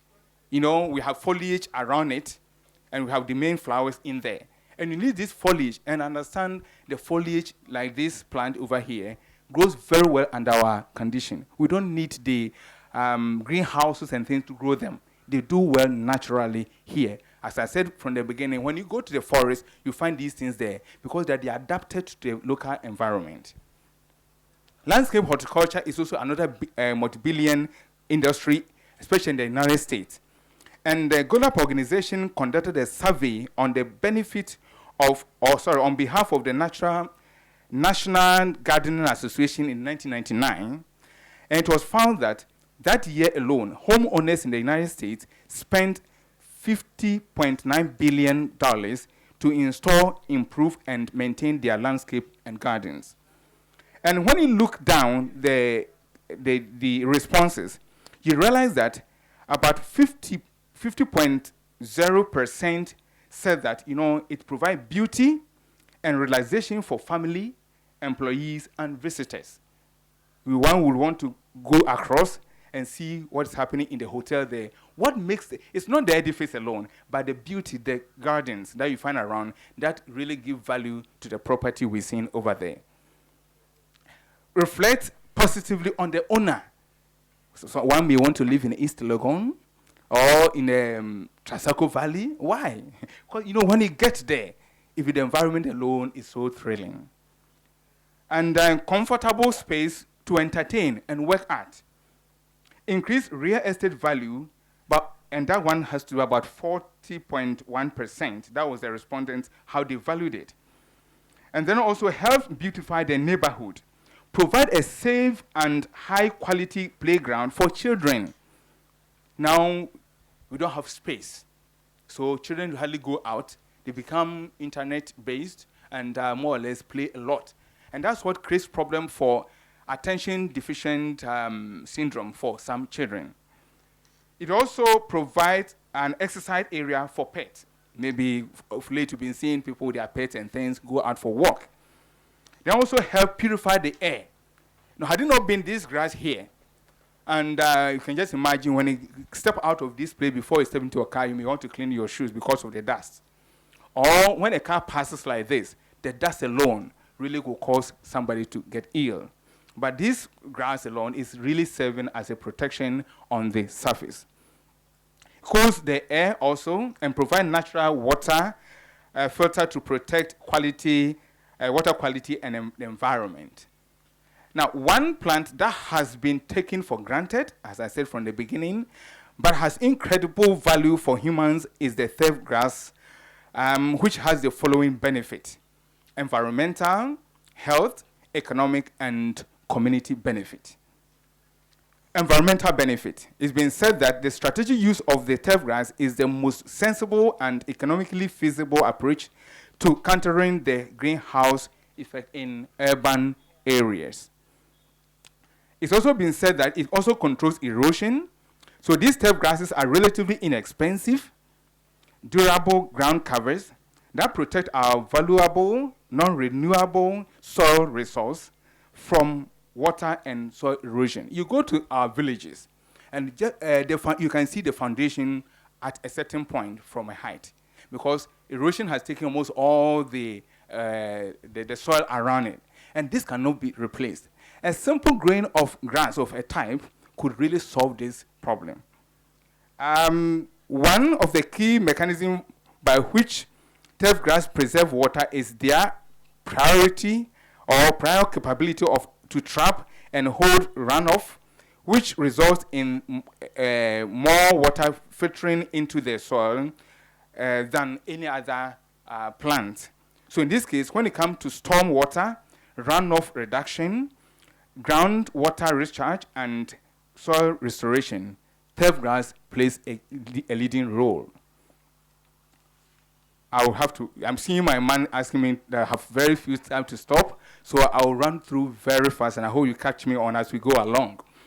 Dust and air pollution, as said earlier on, it's been told that turf grass trap about an estimated 12 million tons of dust and dirt released annually into the atmosphere. If you have them, they really trap them. Carbon retention and storage.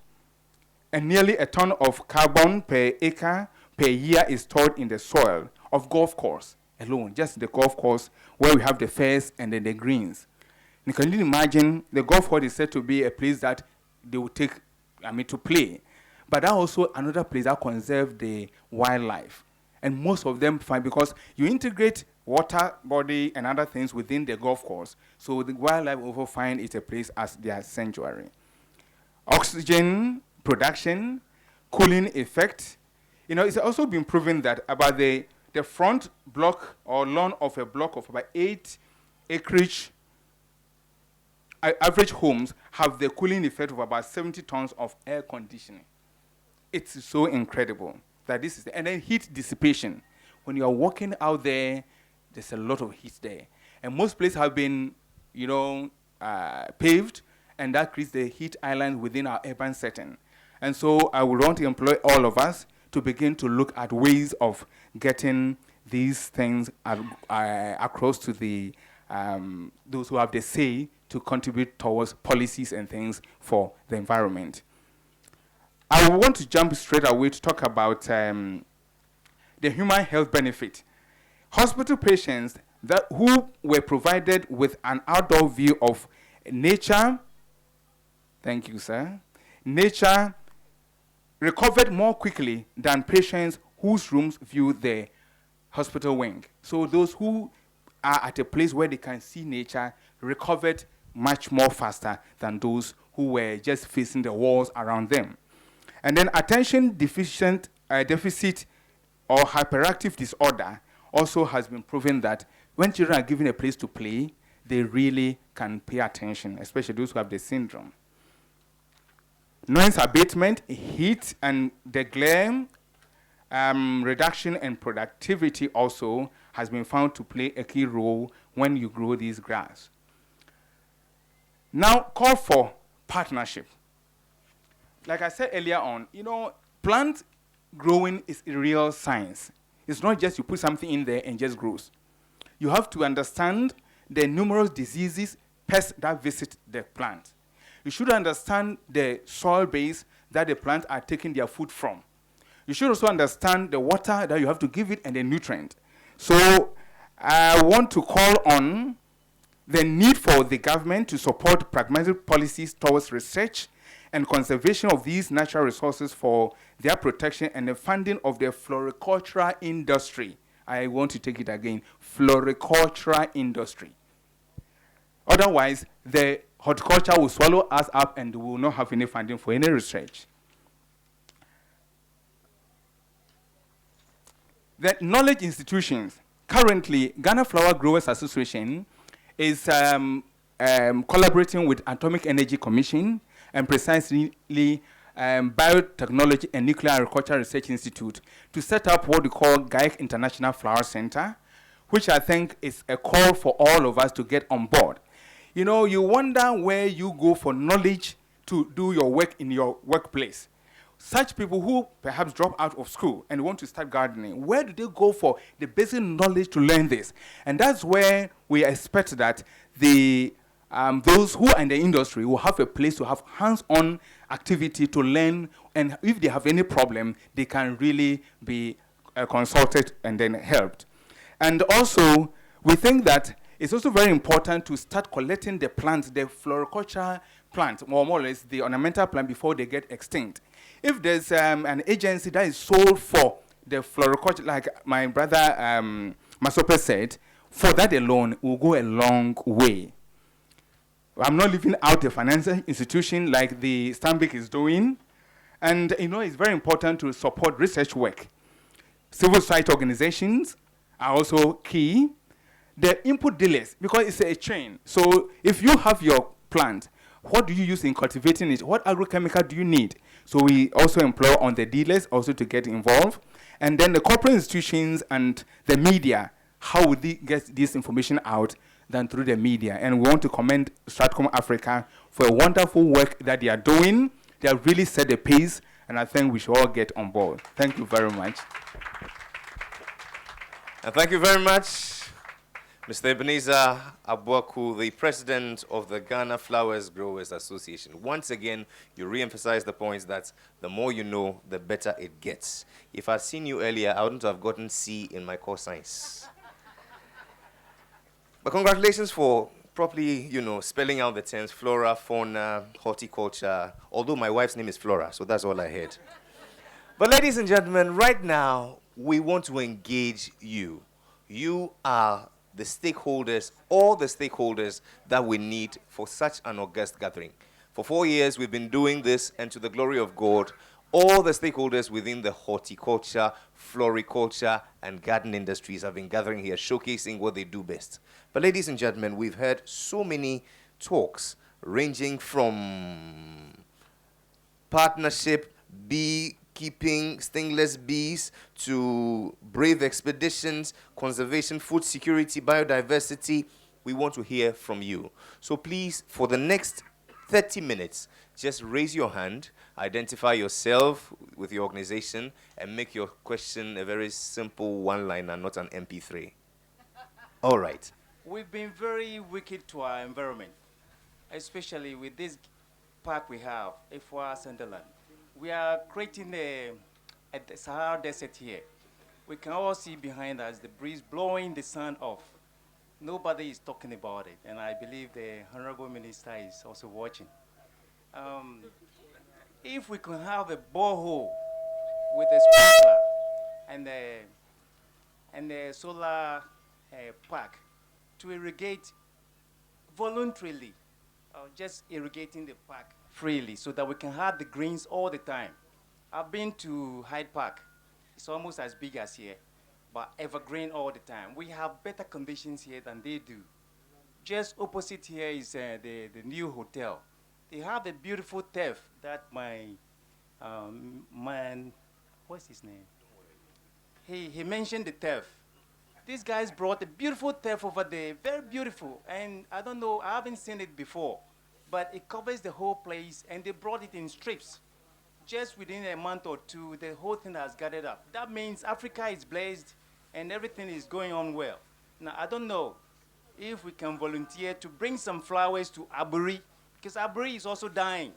It's just left with about some palm trees. So I want the Ghana Flower Movement to take active measures so that we can all donate flowers and give it to Aburi and get a core group to take care of it. Thank you very much. Thank you very much, sir. Although you did not end up asking questions, you made suggestions. Thank you very much. Now let me move to Mommy here. My statement is not a question. It's just a little food for thought. When I was growing up in schools, we had pictures of who you would like to be when you grow up. You saw the farmer stepping out of the bank with a bag load of money. You saw the doctor wearing his stethoscope. You saw the teacher in front of the classroom. So we had a primary place to start with, thinking about what we will do in the future. Today, I did an unofficial research by asking young people, why do you not go into agriculture? Why are you not doing horticulture? They tell me, how would you like to see yourself in torn jeans and torn shirt and torn hat? So what we need to do to get people involved, feeling for the bees, feeling for the fauna and the flora, is to start right from the beginning. Teach us to feel for the plants, to feel for the food that we eat, to feel for the bees, so we can get up and become our horticulturists, our agriculturists, and our farmers. That's all I have to say. Thank you very much. I researched into the articles on the Millennium Challenge developments, which has identified tourism as the most industry that can create job for the developing country. And you read the article towards the end, you realize that it is, but it does not, I mean, it's not beneficial to the host country. It benefits most the investors, which obviously are not from our sub-region. And so to you, the country director, what I want to say, what are we going to do about it? Because when I Googled the directors of the World Tourist Council, there is not a single African on that council. How represented are we? Because in my proposal defense, these are Dutch lecturers and they don't know much about my sub-region, and I had to educate them that even in my country we practice geopolitics. So even identify a particular tourist site, if it doesn't benefit a political party, you might not be even encouraged to invest in that. And so in my research, I realized that we have a bigger stake to do as Africans ourselves. If we are not represented, then we have to start thinking how best we can be able to promote the tourism within our own selves. And I think an innovation by Esther is something that we should all commend. It should not be only in Accra. If you go to Kofodia, who is supposed to be the Kofodia flowers, you no longer see flowers. Kumasi, the garden city, is gone. So let us promote this in the other regions. Thank you. Okay, thank you very much. And since we had 2 remarks and just 1 question, I'll open the floor for 2 more questions. My first question goes to Reverend. This morning while I was coming here, I was listening to a discussion on Peace FM, and they were talking about the Achimota Eco Project. I want to find out how widely the stakeholders were consulted, because there were comments that the NDPC, that's the National Development Planning Commission, did not buy into the project. And then also the other stakeholders like the planners. Well, I have issues also with the planners because if they had planned well, we would have 1 park. I also say I'm trying to also be a little political here because Slow Food is a movement. We don't do politics, but we bring in political scenarios. I also say there would have been one district, 1 park, because in Accra here we only have Ifwa Sutherland Children's Park, which is very unfortunate. And so I would like to hear your take on that. And then secondly, I've been educated a lot by all the presenters here. I never knew bees were also solitary. So thank you very much, Professor. And I also like to find out if you made mention of 12 stingless bee species in Ghana. I also want to find out if there are other indigenous bee varieties in Ghana which we can help to preserve. Thank you very much. Thank you very much. And you don't plan to go into politics? You. My last, I'll come back. So. Thank you. My question goes to Prof. Kwapong. He mentioned during his this thing that some of the bees were dying. He mentioned the U.S. And in his own personal way, he has developed a means of conserving some of the habitat of those bees. I believe one of the problems of the bees is water.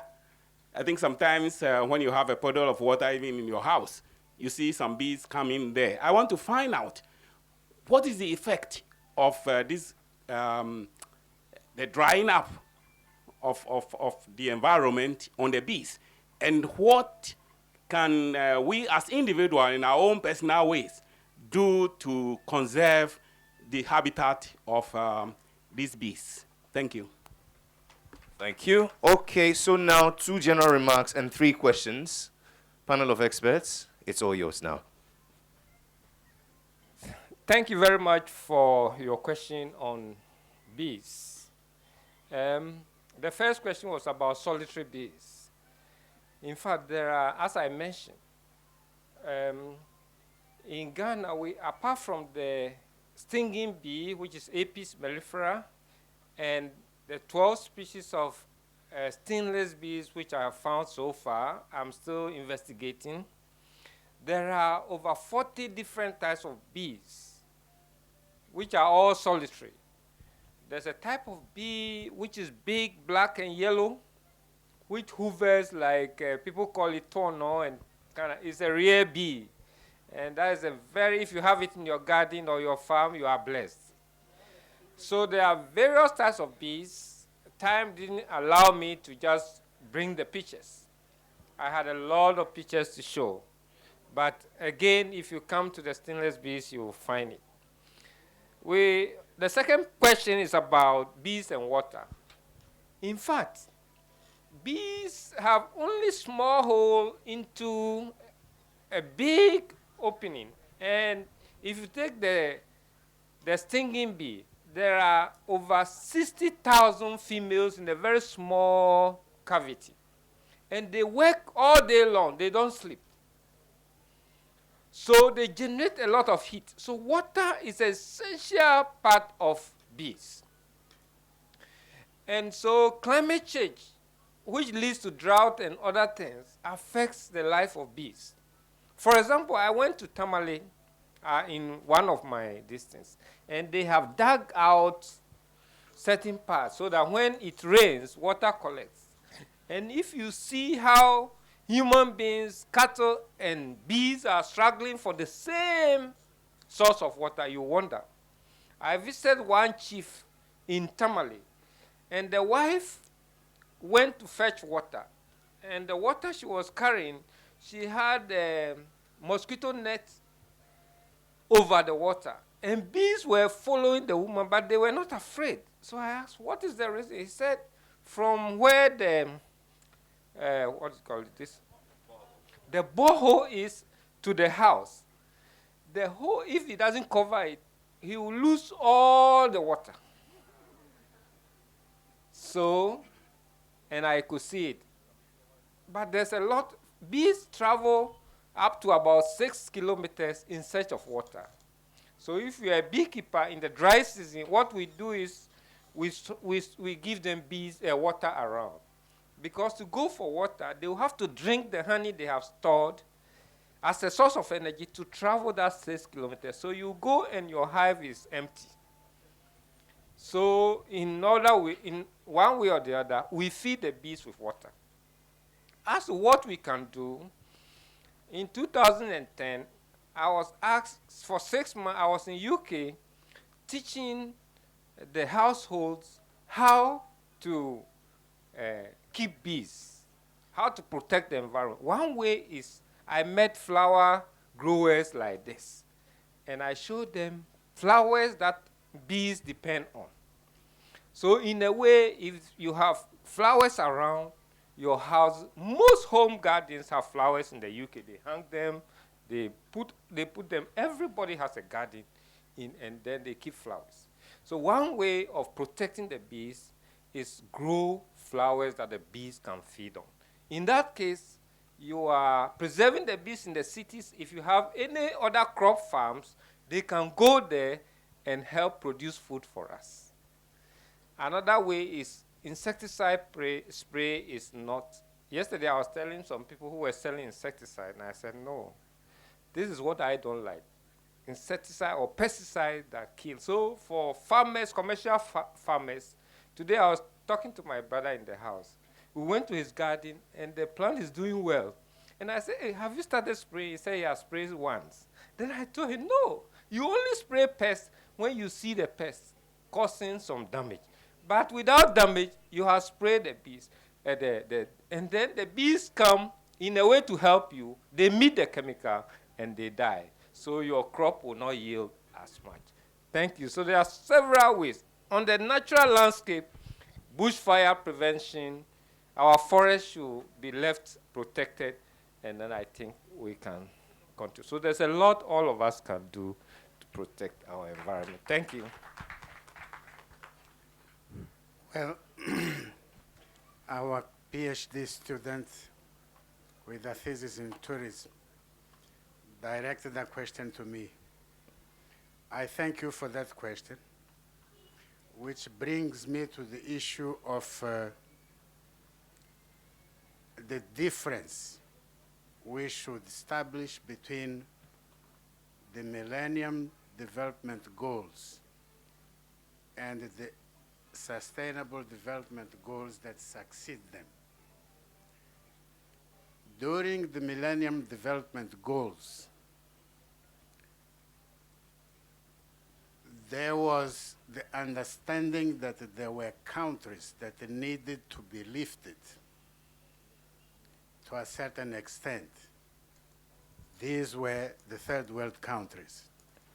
And so there was also responsibility from the industrialized world to contribute resources to lifting us up. The change to the Sustainable Development Goals implies that the key things, inclusiveness, sustainable development, and we want everyone, and this concerns both developing as well as developed countries. The kind of resources that the SDG require cannot be resources that you get from the developed world. So if you have to implement a paradigm shift in the way you think development, and you have to raise your own resources in order to lift your economy, these structures, you said, depend entirely on you. The structures you have today, like the one you are saying, that there is only one African representing, were set by those that had the resources and were calling the shots, isn't it? So we need a paradigm shift as we think about the implementation of these sustainable development goals, not only in terms of, even in terms of how do we relate to those that gave us resources before, to those who colonized us, to those multinationals that are there. Do we want to work for them? So there is a lot to change, my dear. And to you personally, I appreciate the question, and I would like to suggest that if you raise in your thesis as one of your findings that there is that setup that hinders development of tourism in here, and you recommend a paradigm shift driven from within our countries, that will already be a great contribution. Thank you.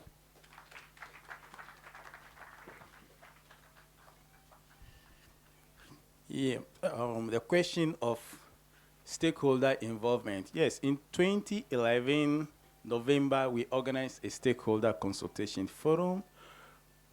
We invited as many stakeholders as possible. You cannot invite everybody, but we did invite as many, including planners.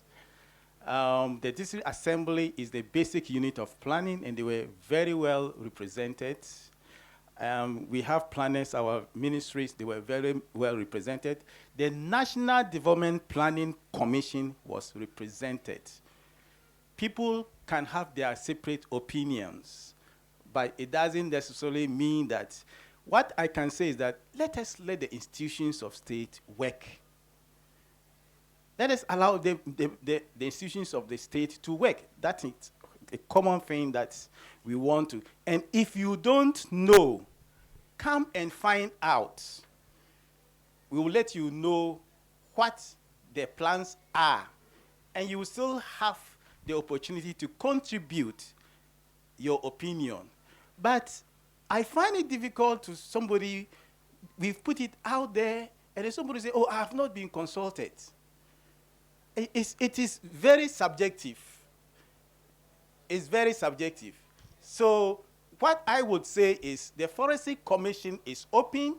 If you want to find out what we are doing, you can come in and find out. The publication and then the fellow, they called me 2 weeks ago and said, oh, do you know that the Ghana Institute of Planners are against? And I'm not aware. I'm not aware. I mean, if they are sitting in their office and they are against what we are doing as a statutory organization, carrying out our responsibility for conservation of forests, what do we do? Come and find out why and how and to what extent, like we heard today, is going to benefit the country. Let us learn to let the institutions of state work. Thank you. And so the last round will take 3 questions and a few suggestions, contributions. If you have a prophecy, we'll take it too.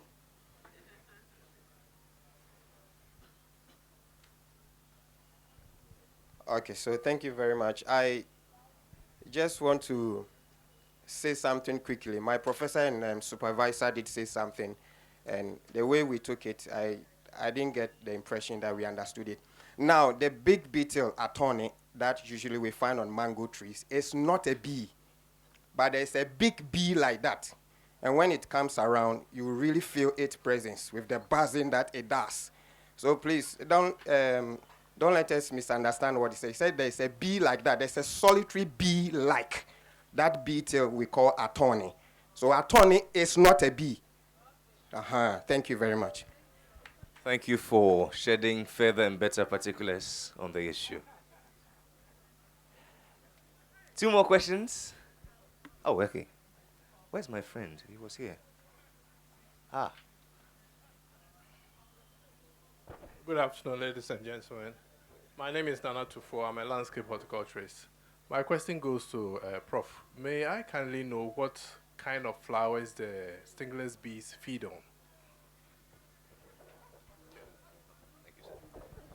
Thank you very much, Mr. Tufo. Yes, thank you. My question is for Mr. Dos Santos. I welcome UNESCO's participation in this event and also appreciate the work of the organization within the UN body. My question, what role does your organization has to play in achieving some of the sustainable development goals, especially in protection, conservation of the environment? You spoke much on education, UNESCO's activities and projects, but specifically in some of the biosphere, protection of the ecosystem. Yes, please.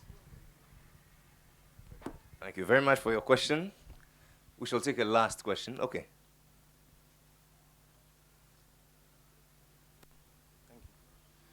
Thank you. I'm Timothy Sicho. I'm a student of architecture at KNUST. My question is to the Deputy Minister.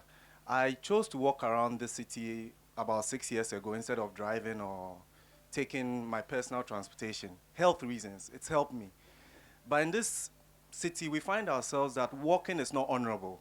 You walk and they say, I saw you walking, I saw you walking, I saw you walking. It's true. And when you travel, the best way to explore an environment is to walk. You don't go to a city and live in your hotel room and take a car and say, I was there. You actually walk around the environment. A perfect example is we are losing our trees in the city. I experience it myself because I walk a lot. When I pass a lane and I don't feel a particular shade, it hurts physically. And I walked along one of our lanes, Samura Mashal, and there's a huge tree there opposite facing the Star of the East. And we are losing our old trees and we are planting flowers and fauna. It's helpful. What are we doing about our trees and what measures are being put in place to sanction those who cut these trees for firewood? Because literally on the city campus, where the city is supposed to show our culture, where we offer seat and shade, Barnes Avenue, around the city campus, the trees are being felled and they are being burnt for fuel by those who sell food on the city campus. If this is what we are educating our young ones, that this is our culture, then we should re-educate ourselves. Thank you. Thank you very much. And please, when you say Samura Machel and Barnes Road, is it where the Banco is? Or We don't know the names, so you better make landmarks. And so, ladies and gentlemen, this crowns the question and answers. A panel of experts, over to you. Once again, thank you for your question. You wanted to know which plants or flowers the stingless bees feed on.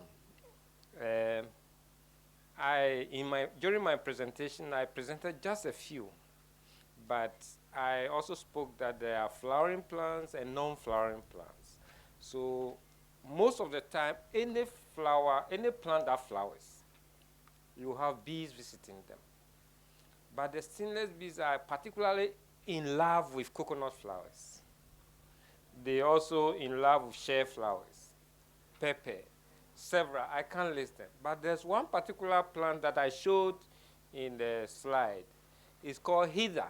I went around yesterday looking whether anybody has planted them, but they are lovely plants. They come in pink and white flowers. And you can even have a blend between white and pink. This is the work of the stingless bees because they mix them. Some of the Antonio Gardens is here I did from Cape Coast. I put a lot of students in her garden to see the interaction between bees in general, pollinators in general, in her garden. And the finding is that you see the bee, the same species of plant, different colors, like yellow and blue. When you mix yellow and blue, they taught us in school that it becomes green. And you see another plant coming out next time with greenish kind or bluish kind of flowers. So they move around. The list is on end. There's one particular stingless bee. Almost every flowering plant is on it. But whether it is an effective or efficient pollinator that is what we are investigating. But obviously they go for nectar, they go for pollen. Mango, my brother has a mango farm in Somanya. I have put ordinary bees there. I have about 30 beehives there. I produce only mango honey. It's so lovely. Honey that is flavored mango, has mango flavor. You will love it. If you put honey in orange farm, you have citrus mango. It's so nice, the color is so beautiful, and so forth and so on. So wherever you have flowers, you stand there for 5 minutes, you see a bee arriving and picking something and going. Another one will come, various ones. So if you want the flower, in UK, I look at the flowers that they have and show them what the bees love. So we can carry the discussion after here. Thank you very much.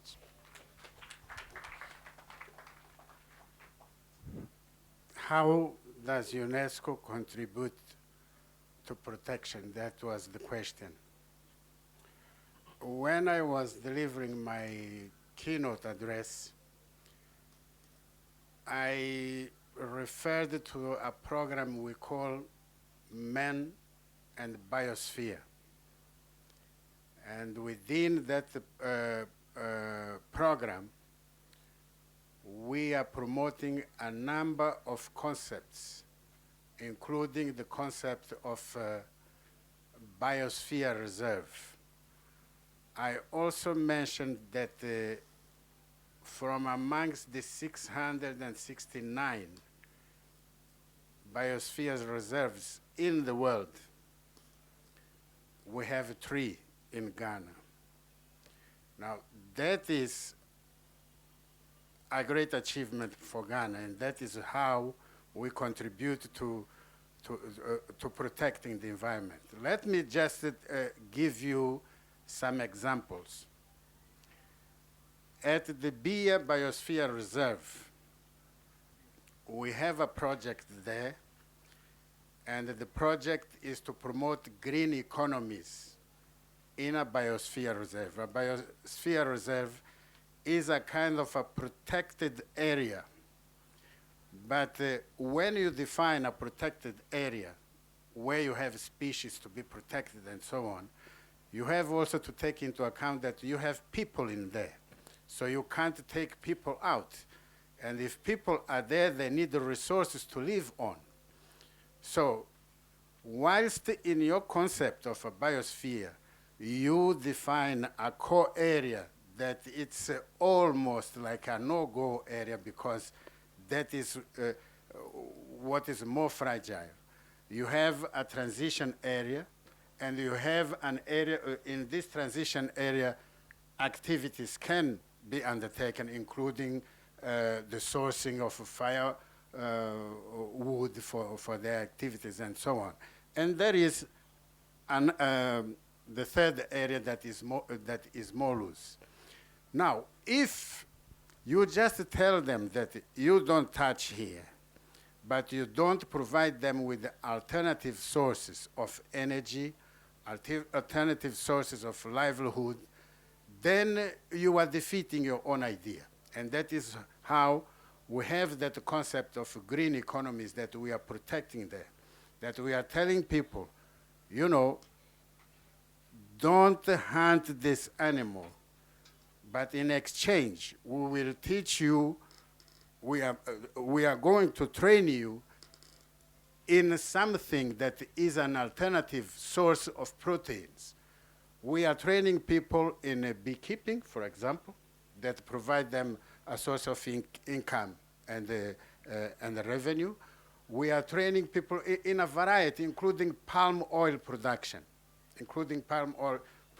So with the income they have, they can acquire things that otherwise they would harvest from the environment at the peril of the environment. At the Lake Bosom Tree that I said we just managed to have it accepted in the list of biosphere reserve, because it's not me, UNESCO here, that does that. There is an international committee that goes through the process until it is satisfied that this place deserves to be a biosphere reserve. And sorry? No, I'm talking about biosphere reserves. So, you know, in the Lake Bosom Tree, we were concerned about the quality of water that was deteriorating, the characteristics of the environment, because that is the only meteorite lake in Africa. And the degree at which the environment was also getting degraded. So we designed the project, we marketed the project, and we managed to get $1.5 million to design and run the activities towards declaring that a biosphere reserve. We worked with the water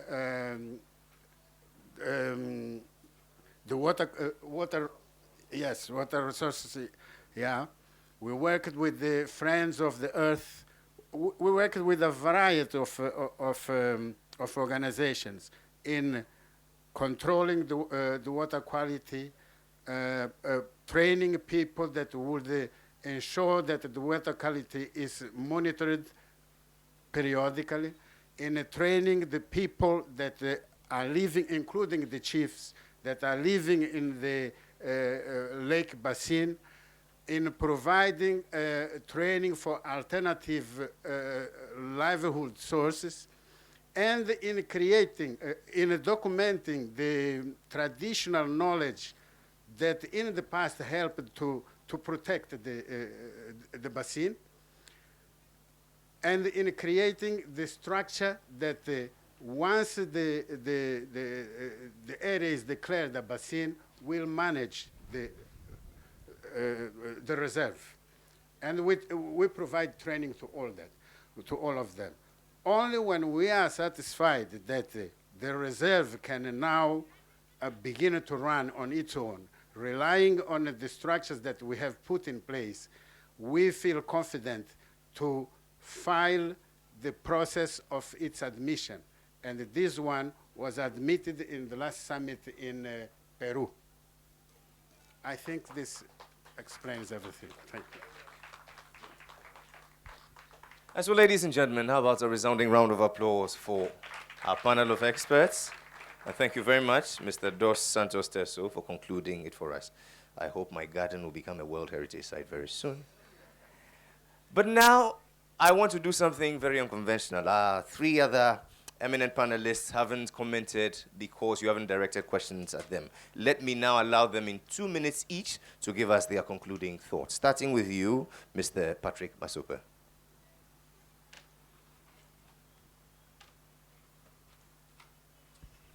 2 minutes, okay. Well, I just want to say a big thank you to Auntie Esther and Stratcom for what they are doing.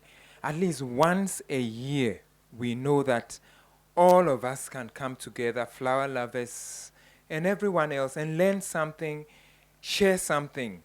I think that's a good beginning.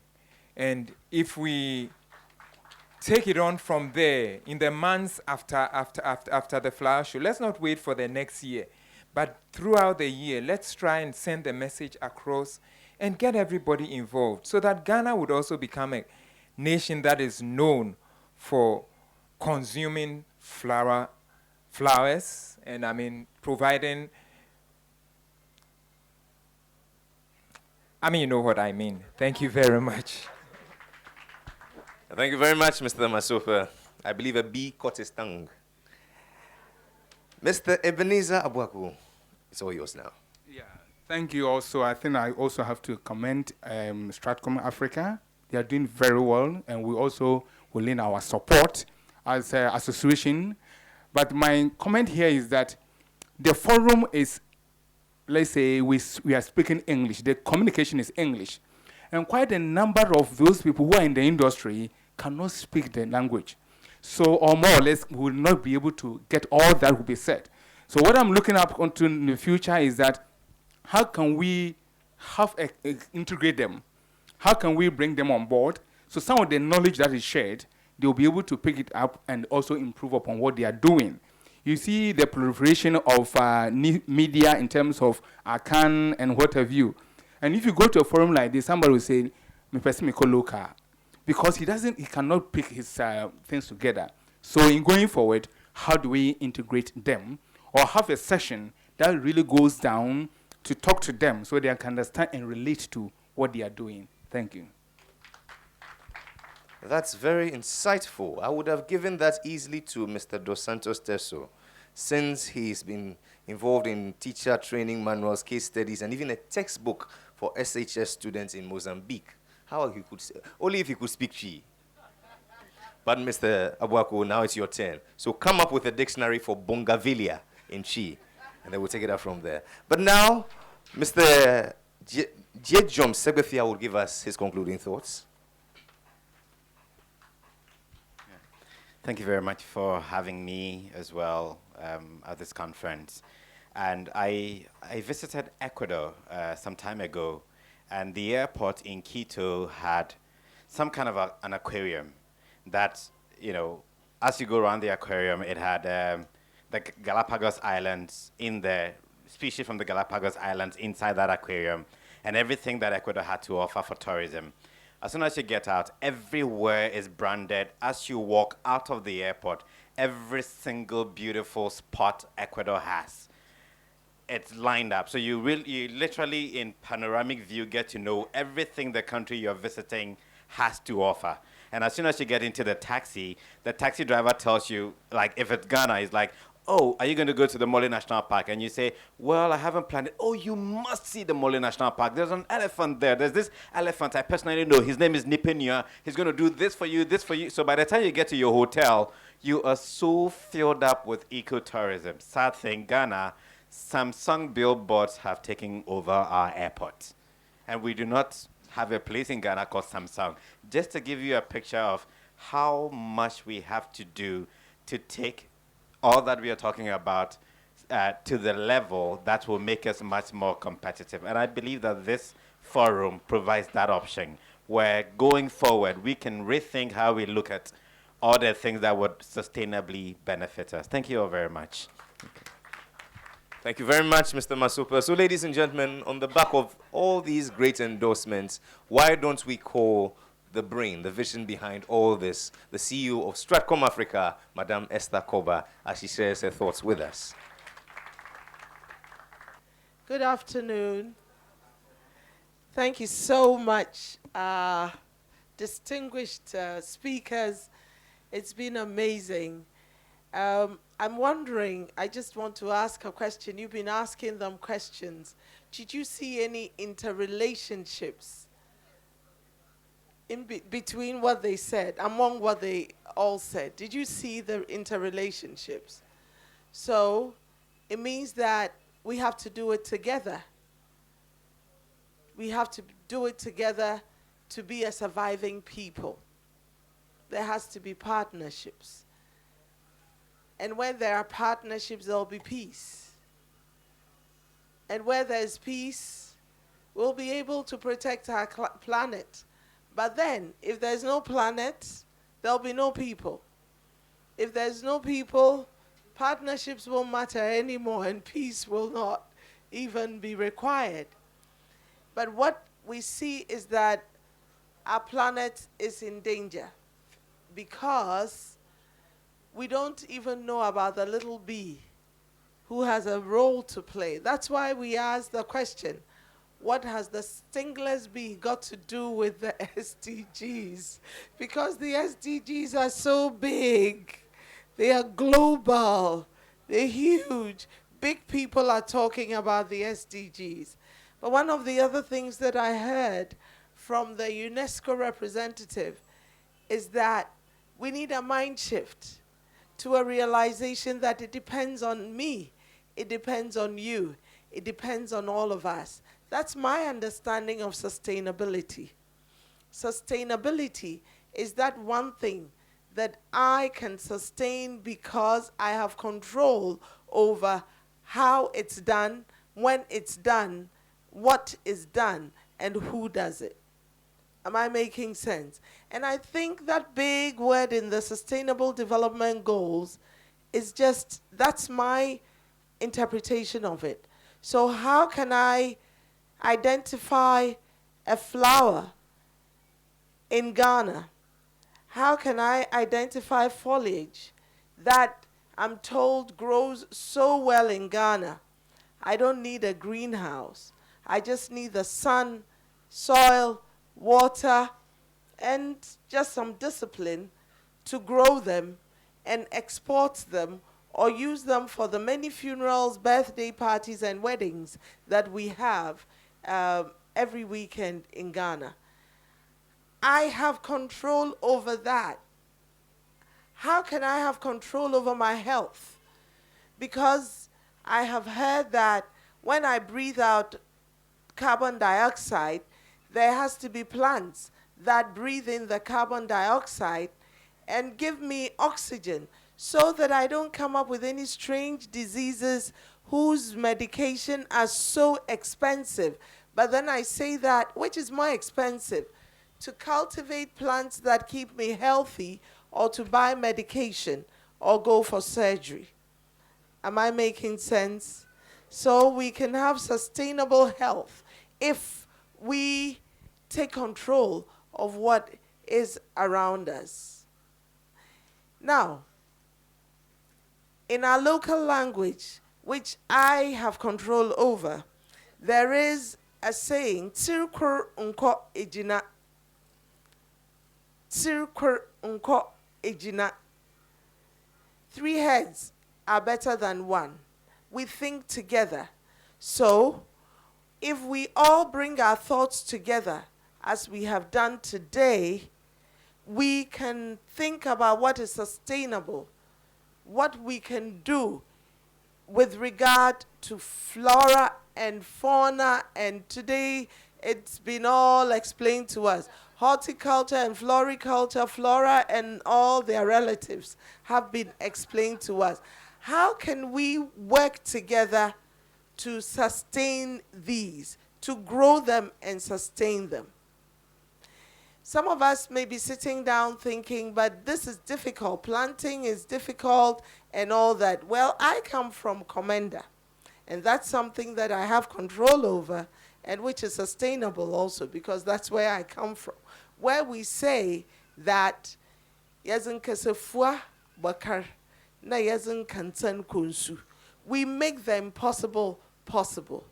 But this is not impossible because we do not need foreign exchange to bring sun. Other people are willing to pay foreign exchange to come and enjoy the sun and what the sun gives us. We do not need foreign exchange to get the soil. We do not need foreign exchange to get the water and the flora and fauna. Do we? So once again, that is something that we have control over. So what seems impossible is possible. And that is why we have the Ghana Garden and Flower Show, where you can gather information. We have the workshop that has been going on this week, and now we have the conference where you can learn so much. In the course of the year, we will see if we can organize other little fora where we can go local as well, so that people can learn.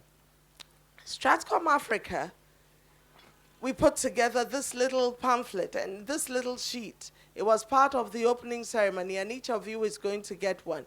You will see that we've looked at the 5 Ps of the UN Sustainable Development Goals, and we have put beside each one of them how we think the Ghana Garden and Flower Show responds to it. What I'd like you to do is to take your pen and think how you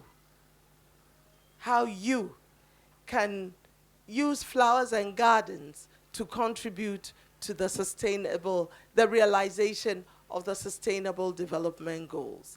Now, to end, people read different books to gain knowledge, and I do too. One of the books that I love reading is a book called the Bible.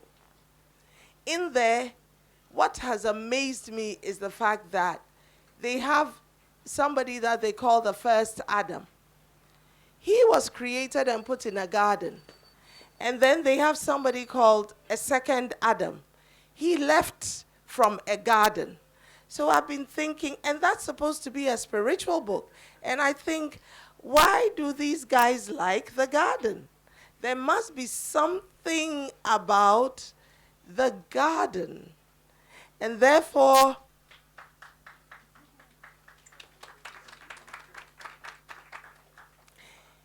so I checked it out, and I realized that in that same book, in Genesis chapter 2, verse 9, it says, God created plants that are pleasing to the eye and for food. I know we like to concentrate on the one for food, but the one that is pleasing to the eye is also very useful. Finally, there is sustainability. And that God in that Bible that I know some of you here like to read, he gave dominion over what he created. And he did not give us that dominion to destroy, but to cultivate. How can you have dominion over something that you destroy? Let's sustain the earth, and the earth will contribute to our development as people. Then we can partner each other to enjoy peace on this planet Earth that we never want to leave. God bless all of us. Thank you for coming. Thank you all so much. Thank you. Thank you. And so, ladies and gentlemen, how about a warm round of applause to celebrate the visionary, the CEO of Stratcom Africa, Madame Esther Koba. Thank you very much for those nuggets of wisdom. They would abide with me for a lifetime. And talking about books, Stratcom has put together Bloom, the Bloom magazine, which would really give you a broad panoramic view of what horticulture, floriculture, flora and fauna is about. But let me just tease you a little bit, because when you read, you come across this, the One Home, One Banana initiative. If you want to know more, you can buy it for 15 Ghana cedis. But why don't we bring all this to a close by hearing from a woman who is so passionate about our cause and who knows all too well about where we're going. Ladies and gentlemen, our very indefatigable chairperson, the Honorable Jifa Abla Gomashi. Thank you, Jerry. You've just steered this affairs for me, and you've left me with the task of only giving you a short summary of what each person said. I thank you very much for your work. I'll start from the contributions and what seemed like a question. But they weren't questions really, they seemed like questions. One is that we as a country have last year or the year before been accepted as members of the Executive Council of the UNWTO. Oh. You want the small committees, we are not on the small one, the big one to you won't clap. But first of all, I think that our speakers have just been brilliant. I have learned so much and they deserve a big round of applause. Please join me in giving them that. You've enriched my knowledge in this sector and I'm very grateful that I accepted to be here and that you also agreed to come to talk to us. The bit about cutting trees in Accra. Okay, so here's my mandate as a Deputy Minister for Tourism, Culture and Creative Arts. Our mandate is to promote tourism through our culture and our creative arts. As you can see on this panel, we have someone from Forestry Commission, we have someone in charge of the city, and so interministerial and agency work does not allow me to go and take over anybody's work. But you and I, as civil society or as Ghanaians, have a responsibility towards each other and to our country. It should not be the preserve of a deputy minister. I'm lucky to be in this appointment for more than 3 years. Usually they are there for a year or two. But that does not give me any powers to take over other people's work. So let's all together speak about what we like and speak about what we don't like. If we make it always what we don't like, then we are not celebrating what is good so that we can learn from it. That's the difference between us and others. We focus too much on the negatives without celebrating the positives. But when we heard from Mr. David Pele, he spoke about ecotourism and what Galamsey is doing. In recent times, I've heard that some persons in the media fraternity have been speaking about it. You see, like Galamsey and all the other, I beg your pardon? I know, right? And also the tourist sites. None of them belong to the Ministry of Tourism, Culture and Creative Arts. What belongs to what's under our ministry is really the forts and castles. We have 14 agencies, and perhaps if you go to our website, you'll find them. The National Theatre, Kwame Nkrumah Memorial Park, the Centers for National Culture, the National Commission on Culture, the Du Bois Center, and the like. But the Blue Waterfalls and so on, they belong to the communities in which they are. And we've just heard that Kakum is not for the Ministry of Tourism. What we seek to do is to, when you have identified what has potential, is for us to help you with knowledge about how you can maximize the resources that is there. And also to make policies and laws that support your work. But we don't own these facilities. We are not in a position to determine whether you agree that we should make it a tourist site or not. We can appeal to you, we can negotiate, we can lobby, we can have a say in it. But if you look at Jamestown, British Accra, I wish that we were not breaking down the structures that are there. They're part of our heritage. But they belong to individuals, they belong to families, like land. Try buying land in Accra. I had cases in the court. I decided, okay, I won't die because I won't get this land. I'll let it go. So the issues that revolve around what we can do with our collective resources are issues that delve into community-based issues, land acquisition issues, and so on. But as we dialogue, as we talk about these things, I think that we break down some barriers and we realize, especially when we hear from knowledgeable people, as I have seated here with me, that we realize how it is important for us to work as a team, to work as people of Ghana who love Ghana and are positioning themselves to celebrate and see how we can maximize what comes to us. Mr. Akpele also mentioned something to do with incorporating the contribution of communities in preserving ecosystems and tourism. What we can do as members of... Look, I come from Aplau. I was born in Bema Camp. So whatever happens in Aplau should be of interest to me. The fact that I live here in Accra comfortably does not mean that if, for example, there's galamsey going on in Aplau, I should sit here and relax. That is the problem. Leaving it for every government comes and they mean well for the people of the country. After all, President Rawlings was here. He didn't leave Ghana with milk and honey flowing through the taps. President Kufuor didn't do that either. Poor Tamils couldn't finish his term. And John Mahama has not finished his term. It is not only about leadership, distinguished ladies and gentlemen. It's about all of us and what we do collectively and what we decide that we won't say anything about and leave it to politicians. And by the way, as soon as we leave it to politicians, it's either it's NDC or it's NPP. And so one half of Ghana will support it, the other half will not support it. Whither are we headed? If I decide that as Deputy Minister for Tourism, I know what's good for us, all the islands in the city have grass on it. Somebody do your work. If I decide that, the people who are supposed to do that work, they are relatives or you and I. Why are you blaming only me for the work that's not been done? Everybody in Ghana is related to somebody in a high office. It is not only about leadership, it's about all of us taking collective responsibility for our country. I am going to get into so much trouble for the way I'm speaking, but you see, I'm happy to get into this trouble because, like Jerry said, I'm very passionate about this country, as I imagine that you are. And I think that agreeing that I will not support what Jifa does because she has accepted a political appointment is part of the problem.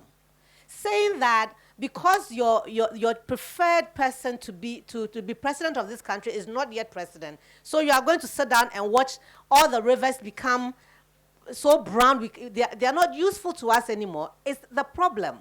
So distinguished ladies and gentlemen, interpret what I'm saying in good faith. Interpret it as wanting us all to decide that it does not matter who is in government. It does not matter who is the president.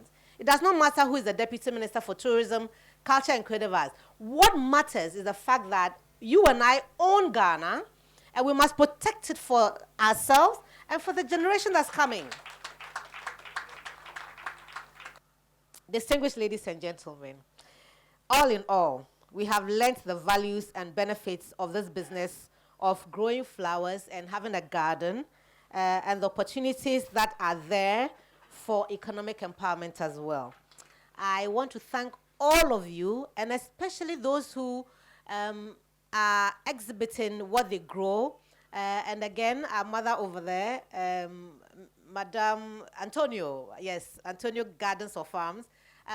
All of you who participated in this fair, if the organizers announce or tell us about this event and you don't come, there won't be a show. And so your contribution is hugely, hugely appreciated. I hope that from all that we have heard today, we will discourage our youth from thinking that jobs only exist in offices. I resigned from mine once upon a time. I've accepted a political appointment which has a lifespan, and I know that from hearing all that I've heard today, that I can never be broke. I have no excuse to fail.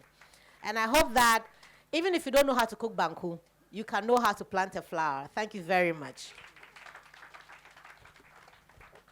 And one more time, let's celebrate our very resourceful chairperson, the Deputy Minister of Tourism, Culture and Creative Arts, the Honorable Jifa Abla Gomashi. Thank you very much, ma'am, for chairing this occasion for us in style. Did I hear Mr. Dos Santos talk about green economies? I have good news. The good news is this.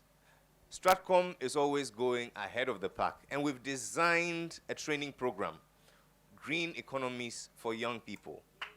Ladies and gentlemen, this is what vision can do. And so right after this, if you're a young person and you want to know about the prospects of green economies, you might want to visit our stand inside there or come by our offices, visit us on social media, and you'll be glad that you did. But once again, let's say profound thanks to our chairperson, the Honorable Jifa Blagomashi. Madam, we say thank you very much for your insight and for chairing this occasion for us in such grand style. We'd like to also say a big thank you to the country representative of UNESCO, Mr. Dos Santos Terso. We say thank you very much, sir. Thank you to you, Professor Peter Kwapong, our resource person, for gracing the occasion for us. Mr. Jom Segbethia, thank you also for your rich insight and for showing us alternate careers that we can also have. Nobody ever thought that hiking could be a full-time career, but thank you very much for encouraging us. Mr. Patrick Masope, we also like to say a very big thank you to you for shedding light on a very neglected area. Mr. Ebenezer Abuaku, thank you very much for your rich presentation. We say we are greatly indebted to you. And thank you also, the Reverend David Kwele, speaking on behalf of the CEO of Ghana Forestry Commission. Please extend to him our delight and our appreciation. But ladies and gentlemen, we can't leave here without saying thank you to you, all our garden and flora enthusiasts. Please give yourselves a resounding round of applause. To you, our friends from the media, we are greatly indebted to you. To the staff of Stratcom Africa, we say thank you very, very, very much. There is one thing which is outstanding. I've said this quite a number of times, that the world has only one problem. It's not pollution, it's not corruption, it's not terrorism. It is everybody thinking that somebody has to make the world a better place.